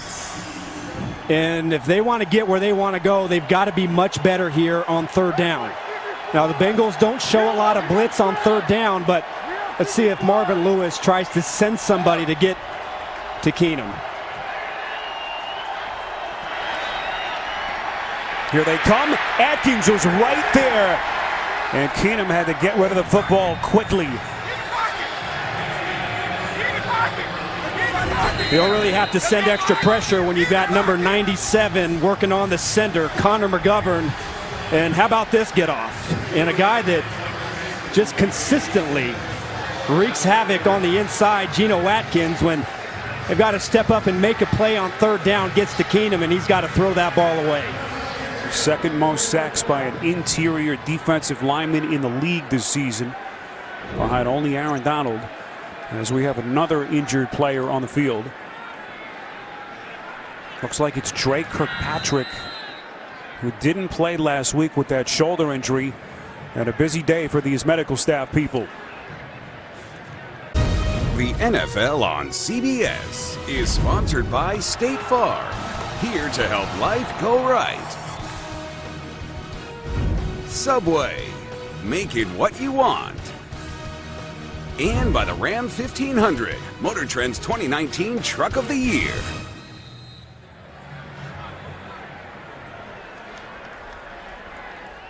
Well, Dre Kirkpatrick assisted to the Cincinnati sideline. Appears to be a left ankle injury that they're looking at for Kirkpatrick. One of their starting corners, Erickson, it's a fumble. Live football, who's got it? Denver football. Ooh. There is a marker thrown behind the line of scrimmage. What a big moment this could be potentially, as they're still fighting for it.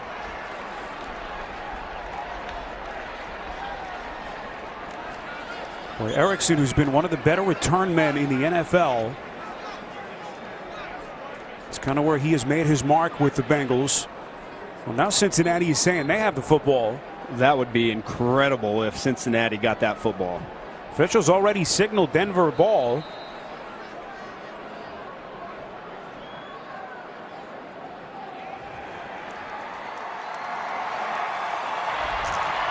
The result of the play is a muffed punt recovered by Denver.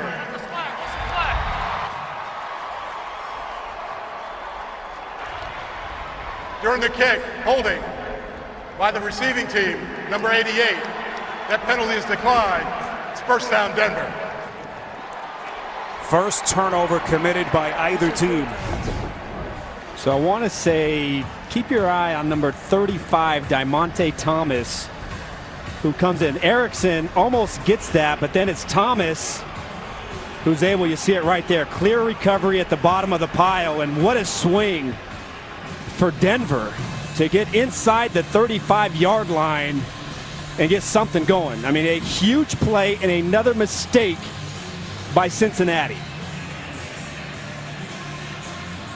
Well, as if the penalties hadn't been enough for Marvin Lewis and the Bengals, a critical turnover here will give the Broncos the ball in a short field as they try to build on a 4-point lead. These wide receivers for Denver have been silenced. Really haven't heard much from Emmanuel Sanders or Cortland Sutton, but here as they get in the high red area, they've got to find a way to get into the end zone. First fumble for Erickson this season. Here's the rookie Royce Freeman. 4 years as a collegiate at Oregon. Broncos took him in the third round in the draft. He missed a couple of games with an ankle injury weeks 8 and 9. And getting some run here as we play with about 11 and change in the third quarter. And big and powerful, 6 foot 229, had 60 touchdowns as an Oregon Duck. Down!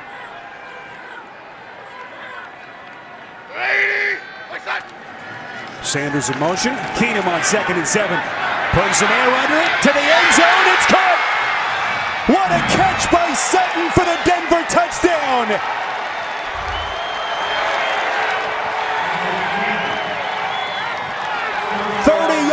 From Keenum.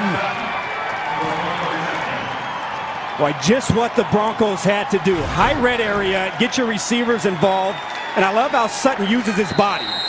You're in press coverage outside, and you've got to make him adjust his route. Darius Phillips is in press coverage, but he doesn't make Sutton adjust his route. He's able to run by him and then uses that big body and frame to pull down the catch from Keenum. Denver relying so heavily on this kid, the rookie second-round pick out of SMU since the Demaryius Thomas trade. His first touchdown catch since week 8, that road game in Kansas City, and his third on the season. Really a big play coming into this game, averaging almost 20 yards per catch, and They didn't really seem to be on the same page with Keenum as this game has gone on, but man, those are the big plays down the field that they need to see from Sutton. Huge play in capitalizing on a bad mistake from Cincinnati on the muff punt. By the defense. 5-yard penalty. Replay the try from the 10-yard line. Just have to wonder what's going through Marvin Lewis's mind. His team looks so undisciplined today. Mired in this 3-game losing streak. A lot for Erickson to think about here after the muffed punt. And that look from Lewis tells you the story. Point after by McManus is good, and Denver, just like that, able to extend to an 11-point lead. What a play by Sutton as the rookie climbing the ladder for the 30-yard touchdown.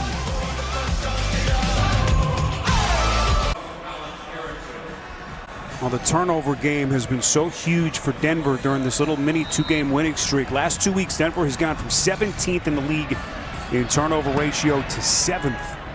From an even to a +7 as they take advantage of that Erickson muffed punt. Well, today the NFL remembers George H.W. Bush, the nation's 41st president who passed away on Friday. An avid sportsman, he played first base at Yale, earned induction to the World Golf Hall of Fame, and threw out his share of first pitches and coin tosses over the years. NFL Commissioner Roger Goodell called him, quote, a genuine fan who understood the power of sports to bring people together.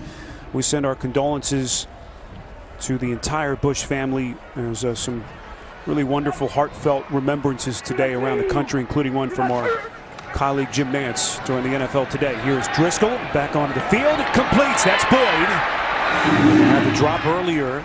Justin Simmons on the tackle. And let's see what Driscoll can do here under some very tough circumstances, down 11 without A.J. Green. Really love how Boyd was able to beat the leverage of Simmons. Simmons was playing outside leverage, but he climbed to his outside shoulder and then broke it out. And again, Driscoll throws an accurate pass. So I think if Cincinnati can just not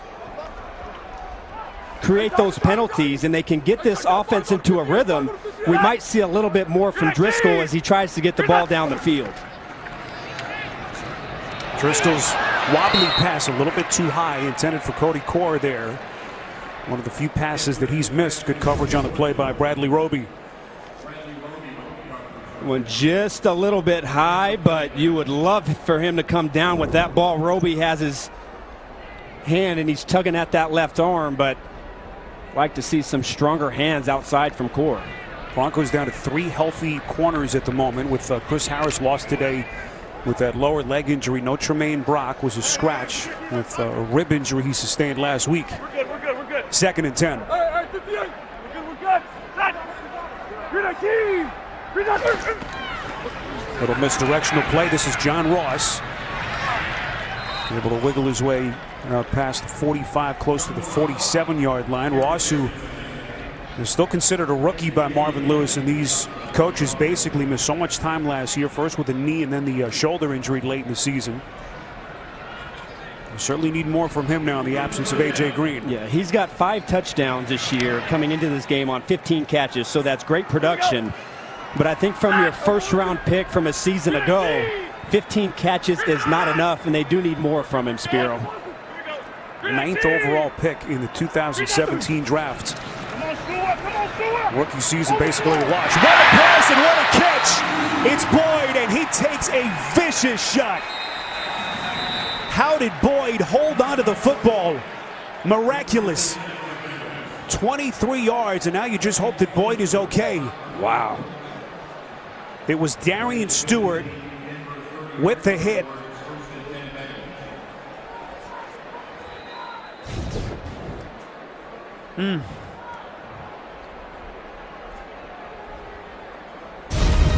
The NFL on CBS is sponsored by Starbucks. Sip a cup of magic. And by Verizon. The best unlimited is on Verizon, America's most awarded network.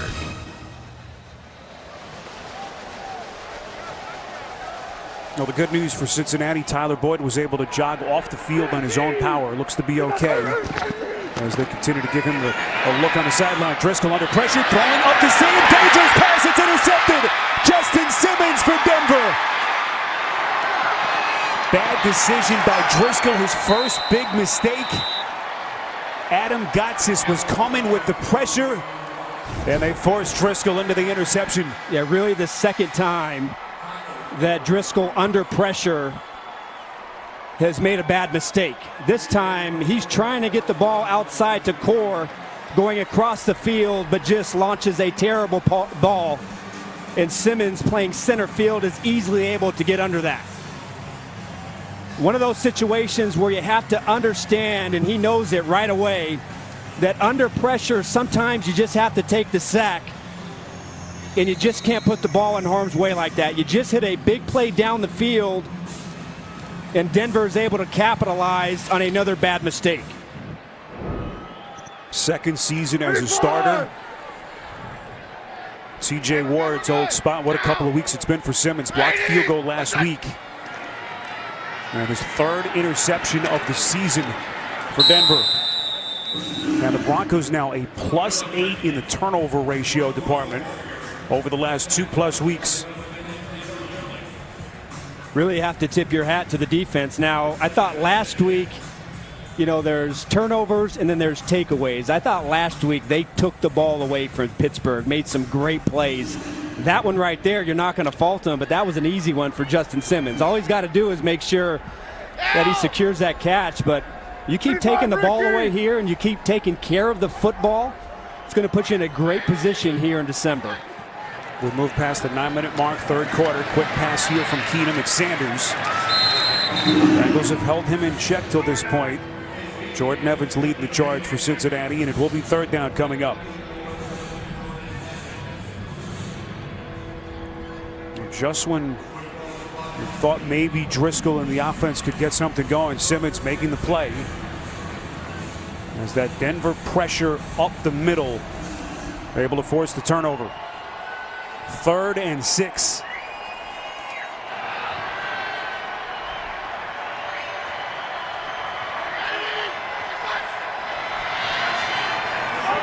Keenan looking right, completes. Goes right back to the rookie Sutton, who had the incredible touchdown catch earlier in the quarter.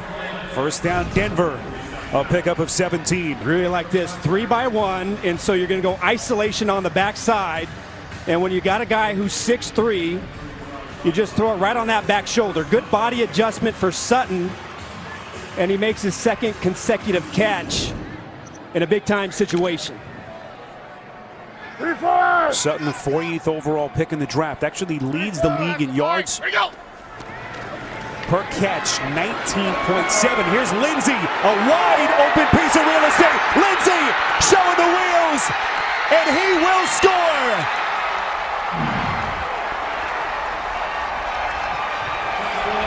A 65-yard sprint, and Lindsey was just about untouched.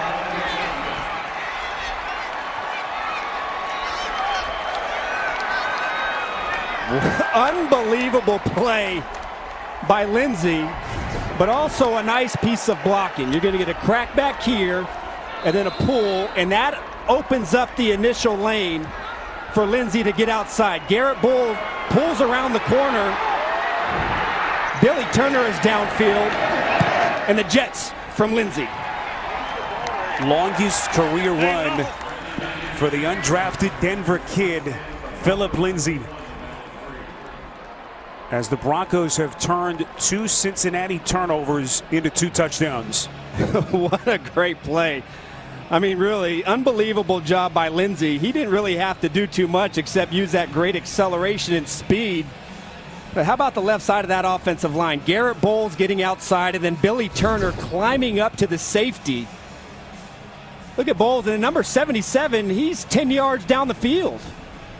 You have no inside pursuit from the interior of the Bengals defense, and man, that guy is fast. He ran a 4.42 at his pro day out of Colorado, and once again gives the Broncos the spark and the energy they need with a big play. Yeah, make no mistake, this kid has achieved superstardom in Denver. You see the wig in the seats. Fans love this kid.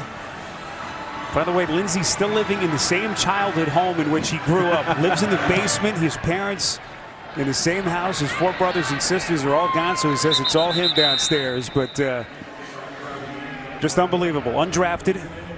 Didn't even get an invite to the combine after a really stellar career at the University of Colorado, right in Denver's backyard up north in Boulder. But so boy, are they happy they found this kid. And he is wearing a Broncos uniform. 21-3. And a lot of long faces here at Paul Brown Stadium.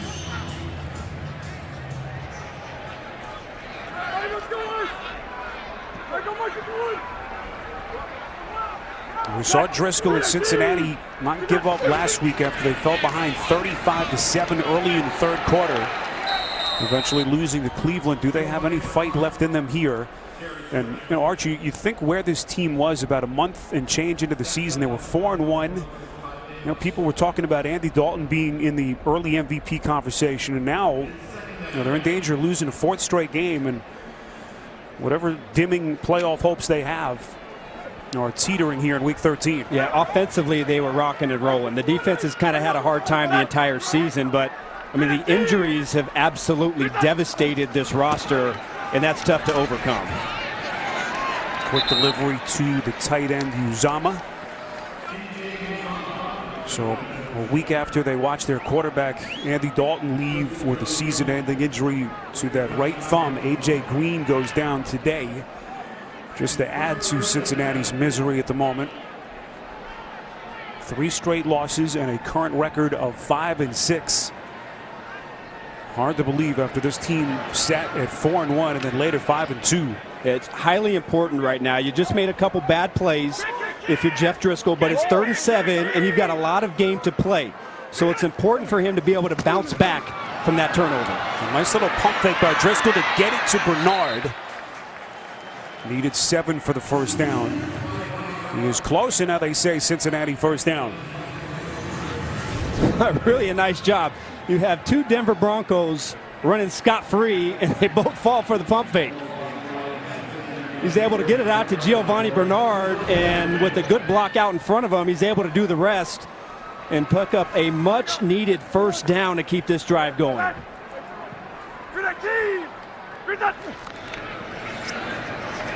Little read option play. Driscoll, as Miller was not fooled. Actually, Bradley Chubb, I beg your pardon, on the tackle.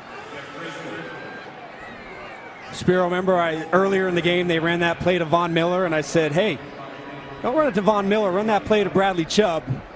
Well, how about you just erase that play from your play sheet, because once again, Bradley Chubb all over it. The zone read is going nowhere, and right now the Denver Bronco defense is starting to feel it. It's Pecco back in Cincinnati, the man who came across early for Denver. Encroachment. Defense, number 94. 5-yard penalty. It's 2nd down. Yeah, Adam, you look at this Denver defense the last couple of weeks, and it's just so crazy. They gave up more than 1,000 yards in the 2 victories over the Chargers and Steelers, but the takeaways really have been the difference. It's been huge difference, especially in scoring position, and the offense here today capitalized on 2 turnovers and turned them into 14 points. Another RPO here. This time Driscoll gives to Mixon. Able to find the edge, takes a hard hit as he is run out of bounds right around the Denver 40-yard line. Joseph Jones with a hard hit. As Mixon has been terrific. Haven't seen much of him here down the stretch. And coming into this game, I thought he would be a big part of it, but really it's because of the penalties. How many times have they been in 1st and 2nd and long, and Joe Mixon can't be a part of the equation? They've got to be able to run him on 1st down, run him on 2nd down, so he can start to kind of massage this Denver Bronco defense, but the mistakes have really taken the balance away from this offense.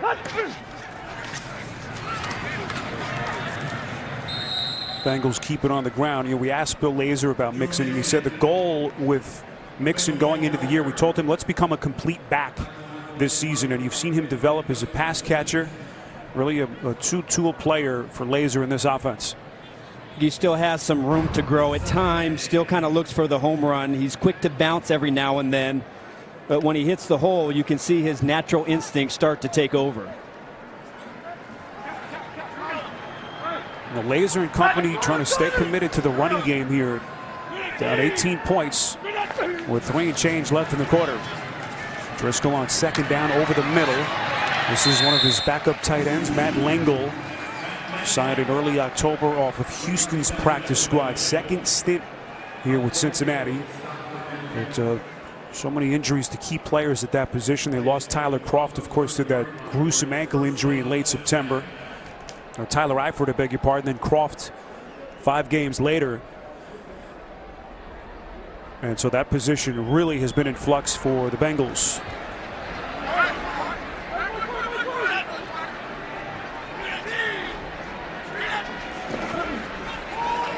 Driscoll under pressure completes. That's Core breaking a tackle, and Core will score. And Cincinnati showing some life.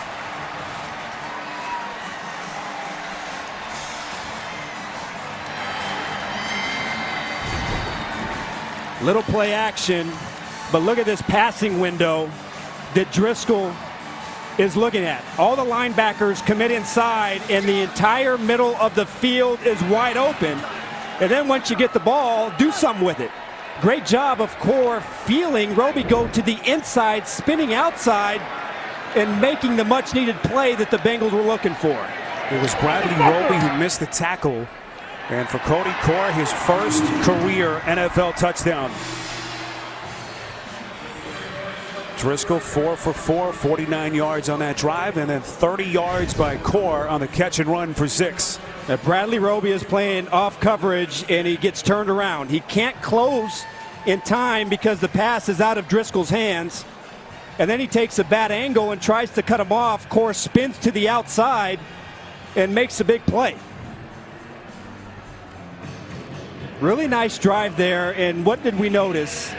No mistakes, no penalties. You were able to use Mixon a little bit, and there you go. Once you get into that high red area, you capitalize and come away with 7 points.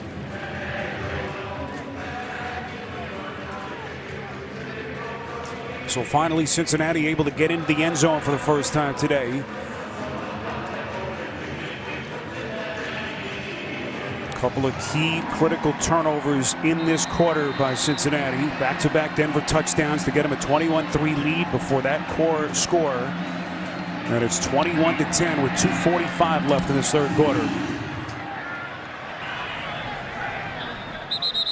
Well, just how resilient is this Cincinnati team after some devastating injuries over the last week? This was Andy Dalton last week. Aaron Snap trying to track it down. Second time he's injured that right thumb. It was late 15 season where he went down with the fracture, and then earlier today AJ Green going down with a right foot injury, done for the day.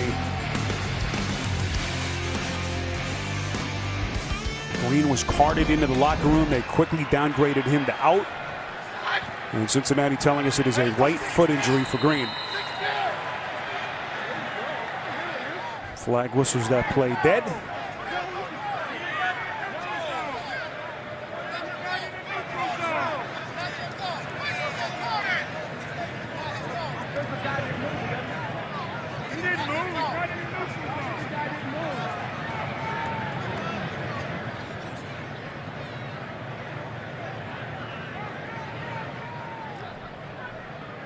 There is no foul for neutral zone infraction on the play. It's first down. Well, there is Dalton. There was some talk about whether or not he would be on the field or upstairs, but he has a cast on that right hand, so they just felt like it wasn't safe enough for him down on the sidelines. And you see him with the headset up in the coach's booth. It's a little bird's eye view of what the action looks like. Driscoll telling us he has been in the mix all week, trying to help out as much as he can. Whereas right now the Bengals down by 11. So here's Keenum now to Freeman after they pick up the flag, and the rookie Lunges out close to the 35-yard line. Nicely done, a pickup of 9. No, it's pretty amazing. We talked about all the injuries on the Cincinnati offensive line. How about how Denver has been able to overcome their injuries up front? I tell you, after losing 3 of your inside guys and moving a couple tackles inside to guard, they've really played well here down the stretch, and it's pretty amazing that they've been able to overcome those injuries and play so well. Here's Freeman again. He is whacked by Michael Johnson. You know, the 3 big injuries that Denver has had as the Broncos pick up a first down here. Matt Paradis, then Max Garcia and Ron Leary. As we get a little pushing at the end of the play. So basically both of Vance Joseph's tackles today, well, I should say both of his guards are stronger as tackles, natural tackles. So they've had to do a lot of mixing and matching with that offensive line. It really is. How many weeks do we sit up here with teams that have sustained injuries on their offensive line and they completely fall apart? But they've really been able to protect Keenum and open some great running lanes for their running backs, really playing well. And Billy Turner and Elijah Wilkinson, both natural tackles, are the 2 starting left and right guards in this game. Keenum escapes, gonna run for it, and lunges forward close to the 48-yard line. Nicely done by Keenum. And very close to another Denver first down. We'll see where they mark the football here. Looked like Keenum might have had Emmanuel Sanders get wide open, but because of the pressure, he can't set his feet and throw the ball downfield. Sanders is able to get behind William Jackson. Jackson is expecting a bracket from his safety, Jesse Bates. But if Keenum was able to deliver that ball on a rope, they might have been able to get one on the Bengal defense. Torbert will get the chains crew out. This one he's very close. With under a minute now left to play in the quarter. First down.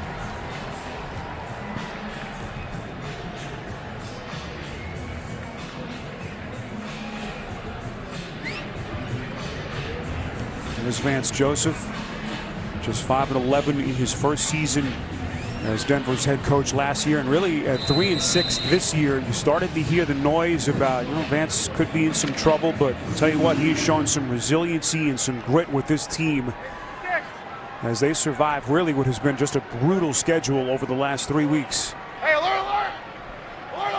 Start the day just a game out of that final wild card spot in the AFC. Freeman inside Cincinnati territory, ball's loose.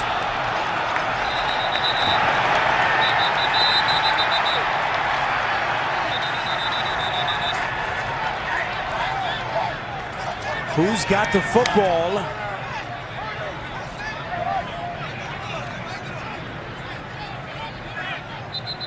Hardy Nickerson, the man who knocked it loose at Cincinnati, has it.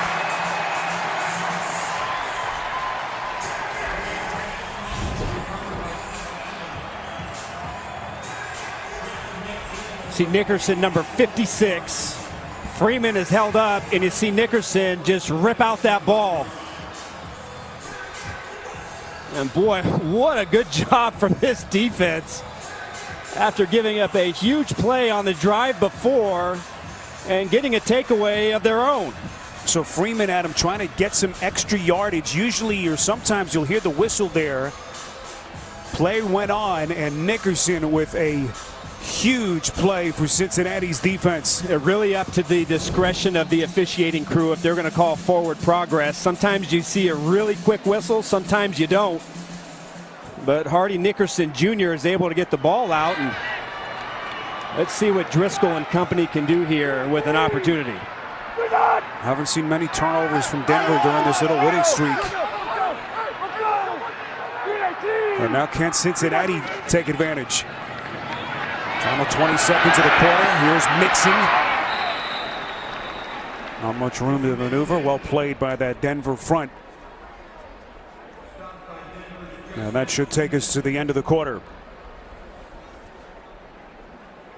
A lot of fireworks, a couple of turnovers by Cincinnati, and then the Freeman fumble a moment ago 21-10 Denver on CBS. A wild third quarter, 3 turnovers in that quarter alone. Denver had jumped out to a 2-touchdown lead before Cincinnati is able to come back, and then the fumble just a couple of seconds ago late in that third quarter by Royce Freeman, and now Cincinnati with a short field trying to capitalize. 2nd and 9. Driscoll from the gun. He's going to tuck it away and run it. You know how good he is as a runner. Had a rushing touchdown last week. As we welcome you back upstairs into the booth, Spiro Ditas and Adam Archuleta. A lot of fireworks in that quarter, and for Cincinnati, you thought you were dead, but they got a chance. Really interesting the way that played out. Look, the Bengal defense gave up some big plays after turnovers, but I really liked how they responded. I think that, to me, is what I was looking for. Driscoll made a bad mistake, and then he responds with an 8-play, 72-yard drive for a touchdown. And then the defense, after giving up a huge play, comes back and takes the ball away. So I think that's a positive thing for Marvin Lewis and his football team. Driscoll on 3rd and 4, finding Mixon here. Mixon breaking 2 tackles, 1st down. What an effort by Mixon. Boy, how big a play is that? 9 yards. It was Davis who missed the initial tackle. Davis really had been having a nice game, too. And you see what Mixon can do with the ball in his hands. And what we said coming into this game, both running and receiving, he would have to be a big part of it, and even a bigger part of it now with no A.J. Green in the offense. And if they don't make mistakes and stay on schedule, they're going to be able to feature number 28 in the rest of this game. A hard snap count. Looks like he drew his own guy off sides. That's the backup tight end, Matt Langle. Offense, number 89. Another Cincinnati false start. It's 1st down. Their 4th of this game alone. False starts, holding. I mean, that's really kind of defined. Number 89, the inline tight end. And Driscoll going with a hard count, but didn't realize that it was going to work on his own player. Come on, come on. So 1st and 15 after the penalty. They mark it back at the 44. Driscoll, low pass. It's caught by Ross. Looked like Driscoll and Mixon almost kind of ran into each other as they pick up only 2. And it will be 2nd and 13 here. It was zone read action, and it's like Mixon just kind of takes the wrong path. But you see what the penalties do for the offense. You know, 1st and 15, they really don't have anything to hang their hat on, and it makes them extremely predictable, and you don't want to be predictable against this defense. Driscoll delivers, and another drop through the hands of Core. Pass was a little bit high, but one that Core has to bring in. Just not helping your young quarterback. And there's Royce Freeman hoping his defense can get him off the hook.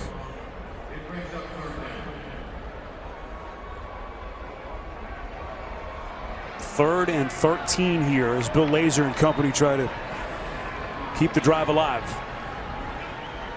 Giovanni Bernard is in the game, and I'd have to imagine if there's no pressure that they're going to try and get the ball in his hands. That pass is blown up. It's Todd Davis. Mixon making Bernard never had a chance. Really has had a nice game. Davis is faking inside. Bernard is his coverage. But he knows, too, that in this down and distance, they're going to try and get the ball to Bernard. He goes outside, and he aggressively presses Bernard before the offensive line can get out there in front of him. But that was all made because of the catastrophic false start on 1st down. Loss of 5 on the play, so here is Huber again, who's had a busy day. They try to pin him deep on their side of the field. Didn't get good leg on it, and not a very good punt by Huber. So that makes matters a little bit worse for Cincinnati. Denver will have it up 11 when we come back. Coming up, the State Farm postgame show. JB and the fellas standing by in New York. We'll get you caught up around the league with scores and highlights. A big week 13 of the NFL. It's all to come on the State Farm postgame show. Some of the sights off the Ohio River and what has been an unseasonably mild day today here in the Queen City. Here is Lindsey looking for more after that big 60-yard touchdown run earlier. 14 here for a Broncos first down. Just really love how Lindsey hits that hole and has such a great feel, and there's really no hesitation. Keenum's going to huddle him up and go with some tempo here, but man, does he have great instincts in feeling his blocks. Keenum protected well. That pass is incomplete. Oh boy, Sanders hard hit by Sean Williams. Broncos players on the sideline didn't appreciate it. And you hope that Sanders is okay. Was really vulnerable in that position, going up high for the football. Well, not very dissimilar from the hit that Tyler Boyd took earlier, which was a clean play. Defense, number 36, hit to a defenseless player. 15-yard penalty from the previous spot. Automatic first down. Now, you wonder sometimes how these guys get up after some of these hits. Yep. As Williams is flagged. Man, really tough. You know, it's. Did his helmet hit? I know he hit him hard. I think it's really kind of close if the helmet's actually hit. I'll tell you, from that last vantage point, I don't think they did. But just the way it looks sometimes is enough to garner the flag. 12 penalties now against Cincinnati, totaling 100 yards. And that is just a huge penalty there. So the 21-yard punt by Huber, who shanked it, gave Cincinnati very good field position, or Denver rather. And now this big penalty. It's really tough. I don't think people really understand, if you've never played defense in the NFL, how fast these things happen. Now, we have the advantage of looking at things at replay here, but they've got to make these decisions in real time and often fractions of a second. And it looked as if Williams was able to lead with that shoulder, and I think there is a question on whether or not both helmets collided. Sanders still in the medical tent being tended to as Royce Freeman is tackled here by Dunlap. Here's another look at that play at real speed. Now, this is a vicious hit, and it certainly looks close, so I can understand why the flag was thrown, but it does look like in slow motion that the helmets never actually hit. I mean, there could be another angle, but really a tough play. Well, meantime, that 3rd and 7. That one, Spiro, is going to err on the side of penalty every single time. Certainly a new world in the NFL. As Keenum is buried. Jordan Willis getting there for the Bengals. First sack for Cincinnati today. It's a loss of 7. I really thought that so far today, I mean, 3rd down had been exceptional for the Cincinnati defense.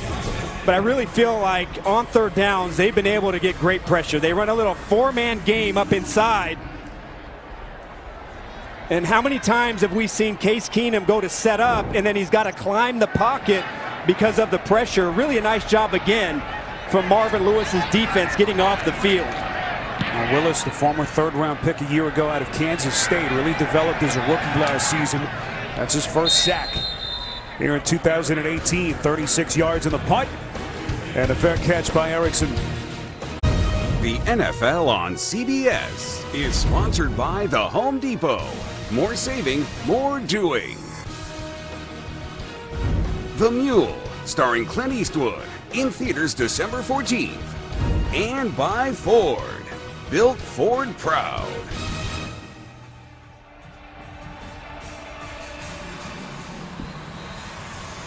Well, plenty of Broncos fans here in the Queen City, hoping that their boys can get a 3rd straight win to stay in the hunt in the AFC. 21-10 as Jeff Driscoll and Cincy's offense back onto the field. High pass incomplete. We want to go back to that last hit on Emmanuel Sanders. Let's bring in Gene from New York. Gene, what did you see on this play?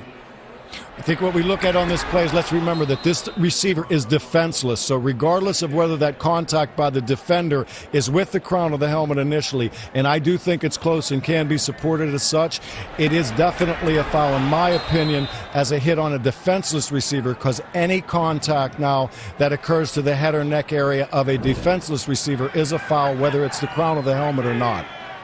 Gene, you know, I have a question, and obviously I played defense, but when I look at that play, to me, I see contact from Williams shoulder to shoulder, and I don't think that's contact to the head and neck area as Emmanuel Sanders is falling to the ground. So walk me through that, as both shoulders seem to hit each other.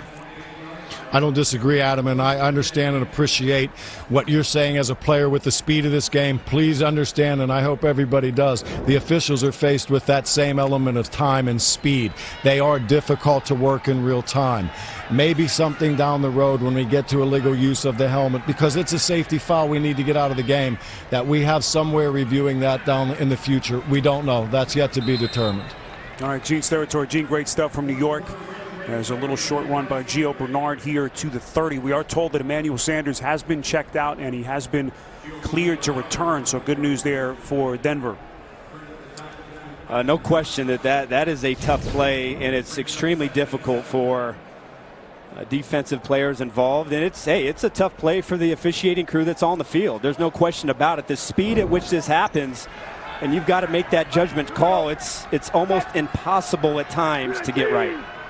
I got to say, this has been a pretty physical game. A lot of vicious hits we've seen on both sides as Driscoll is going down again. It's Von Miller, third sack for Denver. Really almost an impossible task for the tight end to come across the formation and try and seal off Von Miller rushing the passer. Uzomah has to come across the formation, but I mean, that's really almost impossible to ask him to block a guy like Miller coming off of the edge. And Miller's easy able to get to Driscoll here to get the sack. Entered the day tied for fourth in the league in sacks. Now 12.5 on the season. Bernard on the catch, back to the 30, but well short. And Cincinnati will have to punt. And he has faced heavy pressure today. I think that's the one area we've seen a lot of good things. Remember, his first start of his young career in this game, and we've seen some really good things. But he's made a couple big mistakes in scoring position when he's been under pressure in this game, and that's what he's going to have to clean up as he finishes out the season.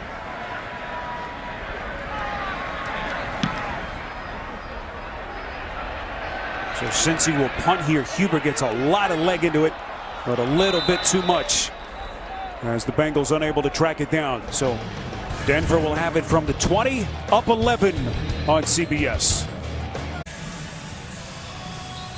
Now Cincy fans hoping for one more push from their Bengals, down 11. There's 6:31 to play in this fourth quarter.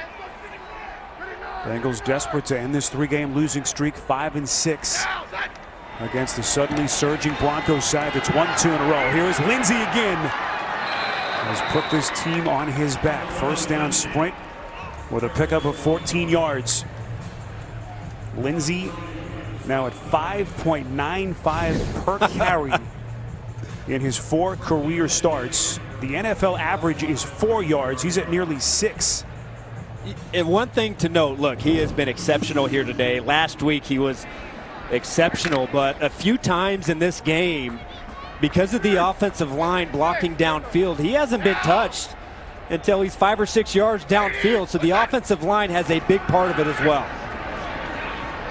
And here's Lindsey again.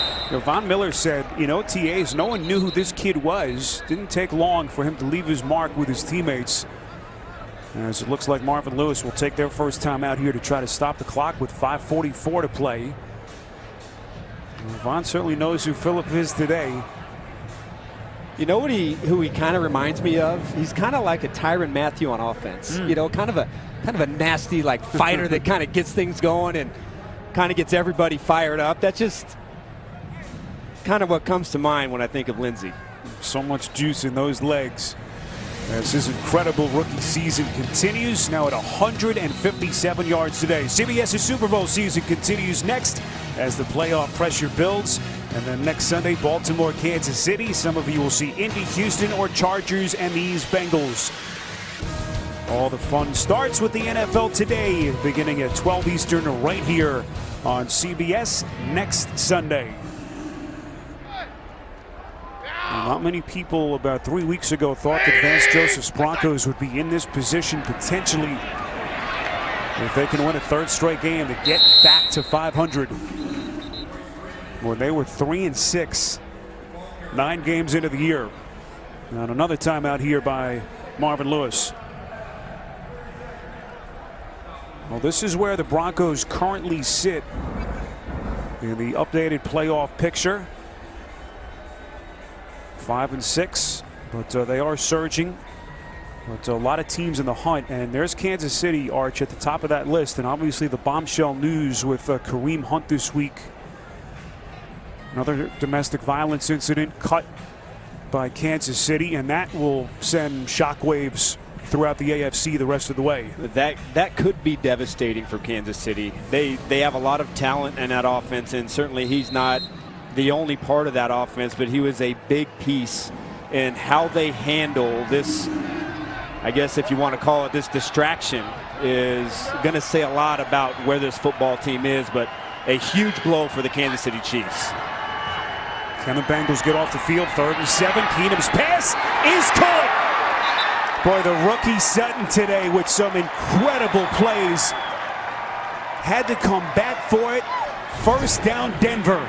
In this game, number 14 against press coverage, love how he has used his body and how he's adjusted to balls, whether it's on his back shoulder, going up over the top, maybe got away there with kind of swiping William Jackson as he goes past him, but he has done a nice job downfield adjusting to passes. Now in his short game, he hasn't been that consistent, but one-on-one in the outside, he's been able to take advantage of Cincinnati's cornerbacks. And now Sutton being looked at after the 27-yard catch. Lindsey ducks close to the 35. One of the reasons why John Elway felt comfortable enough trading away Demaryius Thomas in October was this kid and how good they think he is going to be. Early 2nd-round pick, as Marvin Lewis and company will take their 3rd and final timeout. Well, he's great down the field. He's got great size. You've seen how he can adjust in combat catches in one-on-one coverage, and he also has great run-after-catch ability if he can get some timing in the underneath passing game. And so when you look at this passing offense, the combination of Sanders and Sutton, one of the bigger play offenses in the NFL.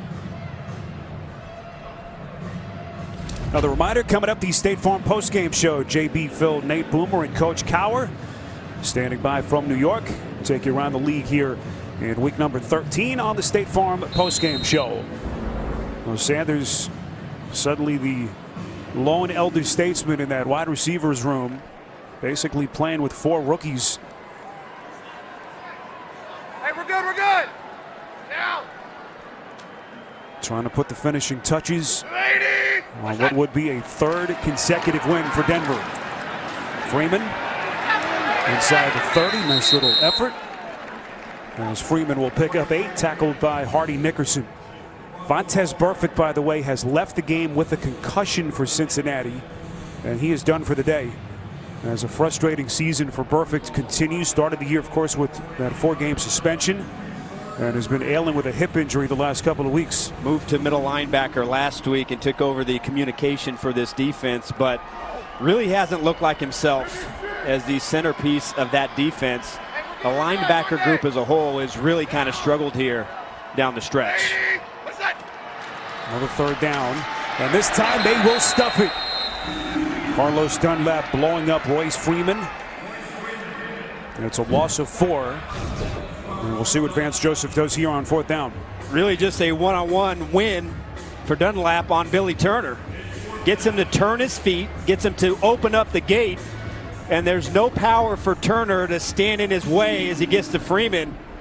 Really nice form tackle in the backfield. Really nicely done. I thought the front today for Cincinnati has been extremely disruptive and have gotten some pretty good pressure on Keenum when they've needed to, especially on third downs. Well, an interesting situation here would be a 53-yard field goal. McManus has missed his last 4 attempts from 50+. So that has to be weighing on the mind of Vance Joseph. Offense. As it looks like they'll take the flag here and just try to punt it away, as they are right on the edge of McManus's range. And that looks like I think will be the decision for Joseph. That's the smart decision. You've got to make the young quarterback, hopefully you'd love to pin this one deep inside the 10-yard line, but at the very least make him go 80 yards and make him do it twice with only 3 minutes and 22 seconds. So here's the rookie Wadman, who didn't debut for Denver until week 5. Of course, Marquette King began the season as their punter. That didn't work out as he was placed on IR due to injury. And Wadman has been very good over the last couple of weeks. Well, the 1998 Bengals made it all the way to the Super Bowl. Super Bowl 23, scored tied at 6 late in the 3rd. Julian Stanford Jennings, I beg your pardon, the 93-yard touchdown. Second ever Super Bowl kickoff return for 6. But unfortunately, wouldn't be enough against Joe Montana. That's a famous Montana to John Taylor pass in the final seconds, but undoubtedly one of the great teams in Bengals history. And John Elway knows about those Cincy teams from that era. So many great battles over the years. As Elway and company hoping for a 3rd straight win here in Cincinnati this afternoon. Driscoll's pass over the middle is caught. That's Uzama. Close to the 35-yard line, tackled by Todd Davis. And now the Bengals without any timeouts left. And 3 minutes remaining. Just another opportunity here to work on situational football for Driscoll. Running the no-huddle offense. Odds are against you in this, but this is just great practice against the defense that's rushing the passer. Ball's loose. It's ruled a fumble on the field. That's a live football, and Denver has it. Bradley Chubb has recovered. Turnover number 3 by Cincinnati. Chubb not only recovered it, he forced it. As his stellar rookie season continues. That's what you want in these two outside linebackers. You want closers. 2-minute situation, and the question is, can you block Von Miller on one side and Bradley Chubb on the other?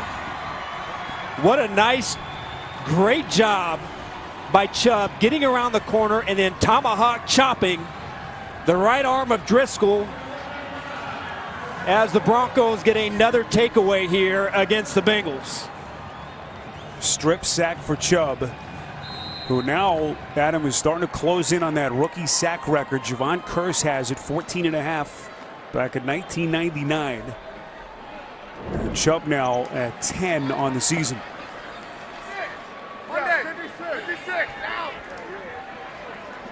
Well, as if Von Miller hasn't been enough to deal with for opposing offenses, now you got to deal with Chubb, who is a stud for Denver. And here's what having a complement to Von Miller gives you. Bengals are going to double Miller with a running back. So what does that mean? It means this defensive end, this outside linebacker, is going to be one-on-one. And Bradley Chubb has to be able to win, and he gets the tackle outside to open up the gate, to shorten up the corner, and then not only does he get the sack, but he finishes with a strip sack. And now you're posing for a picture in the end zone. I mean, these two outside rushers could be devastating here for the Denver Bronco defense.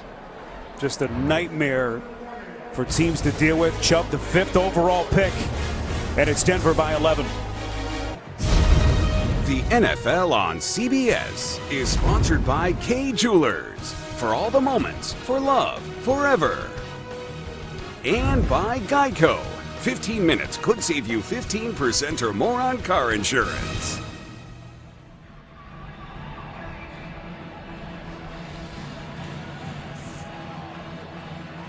Well, we have to give a special shout out to an incredible artist, Joni Fleming here in Cincinnati, who created those incredible caricatures. I think I like mine a little better than the real thing. Yeah, I kind of feel like, looking at mine, that maybe I play too many football games without a face mask. Face looks a I little don't know. swollen. But That's pretty cool, man. That's pretty cool. Also doing it ambidextrous, right and left hand, just incredible. Yeah, that's incredible. Great talent. Thanks, Jody. I've got to find a way to get my hands on one of those. I think I'd like that. Hey, you know, it was my birthday just a couple weeks ago. Why don't you buy it for me? You didn't even give me a birthday gift. I'm still working on it. By the way, happy birthday to our producer, Sellers Shy, today. Sellers, 35, 36. All right, 59, 59. Monday, now. Looks terrific. Happy birthday, Sellers. On second down, here's Freeman trying to bounce right. And tackled right around the 22-yard line by the nose tackle, Andrew Billings. As we move on to the 2-minute mark now. And there's fourth quarter.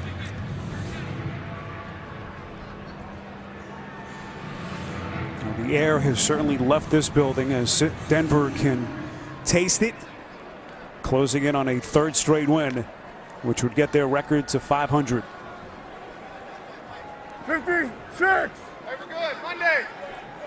Philip Lindsay, 160 yards. 1 week after he went for a $110 in that huge win over the Steelers. There's Freeman taking on that defense. Down close to the 11. Arch, how long could Denver keep this thing going? That the schedule really kind of shapes up for them here down the stretch. They've had the toughest strength of schedule till this point, and a lot of winnable games here over the next 3 weeks. Yeah, you know how I feel about easy schedules and winnable games. Every game is really challenging, but the hardest part of their schedule, they're over that hill. I think if they can continue to run the football, if they can take the ball away, take care of the football, then they're going to have a chance. Now, injuries, we're going to have to see how that shapes up. I think losing a guy like Chris Harris Jr. on your defense is a monster blow to this secondary. So how the injury situation shapes up might have something to say, but this is a good formula that they're on right now. They just have to be able to keep it going. Now, speaking of Chris Harris, we've seen some reports online of that being a potentially season-ending injury. Nothing official, of course, from Denver. But you just hope for the best for Harris. As at the moment, Denver starting to celebrate. And you just think of where this team was a little less than a month ago, 3-6. They were staring down the barrel of that very difficult stretch of schedule. Houston, Chargers, and the Steelers in a 3-week stretch. And what a job by Vance Joseph, his staff, and these Denver Broncos.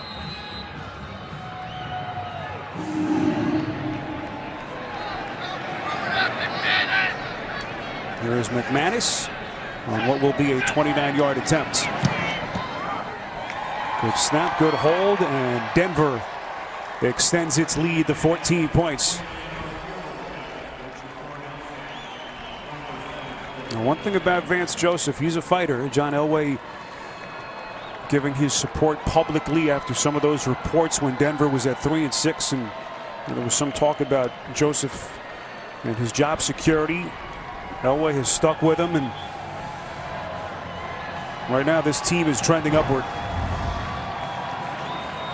This is where they sit. Will give Denver the win, so now it's 6-6. With Cincinnati in danger of falling to 5-7. Now, you mentioned it was looking extremely bleak for the Denver Broncos, and again, that was a brutal stretch that they went through, and they played a lot of really good football teams and just couldn't figure out how to close out those games. You know, the fact that they were able to win and finish the last two games with Pittsburgh and the Chargers really put them in a good spot. So now all they have to do is to be able to sustain this and keep this thing going here in the easier part of their schedule. But it's amazing what a couple of big wins can do consecutively to your football team's confidence. Now, the good news for Denver, only one of their remaining opponents has a winning record at the moment. That's the Chargers in Week 17. Erickson trying to find some daylight. Tracked down at around the 25-yard line with 15 seconds remaining. As a long and arduous stretch for Cincinnati will continue. You know, one thing, if I want to nitpick on the Broncos, I still think they have to get better in the passing game. You know, not really sharp here to start the game, and really all of their production strength was in the one-on-one balls outside to Sutton and Emmanuel Sanders. They're going to have some more variety in their passing tree as they start to attack these other defenses. And so that's the one area that I don't think they were that clean in today. Mark Walton, rookie running back, 4th-round pick out of Miami, getting his first chance today, but that will do it. The Denver Broncos have won 3 straight games as they have fought their way back to 500 and thrusting themselves back into the postseason conversation in the AFC. 2 old friends, Vance Joseph, Marvin Lewis, embrace as Cincinnati has fallen to 5-7. They lose A.J. Green to the foot and have now lost 4 straight games. Final score, Denver 24, Cincinnati 10. Now for Adam Archuleta, Spiro Dita saying so long from Cincinnati. Coming up, the State Farm postgame show next on CBS.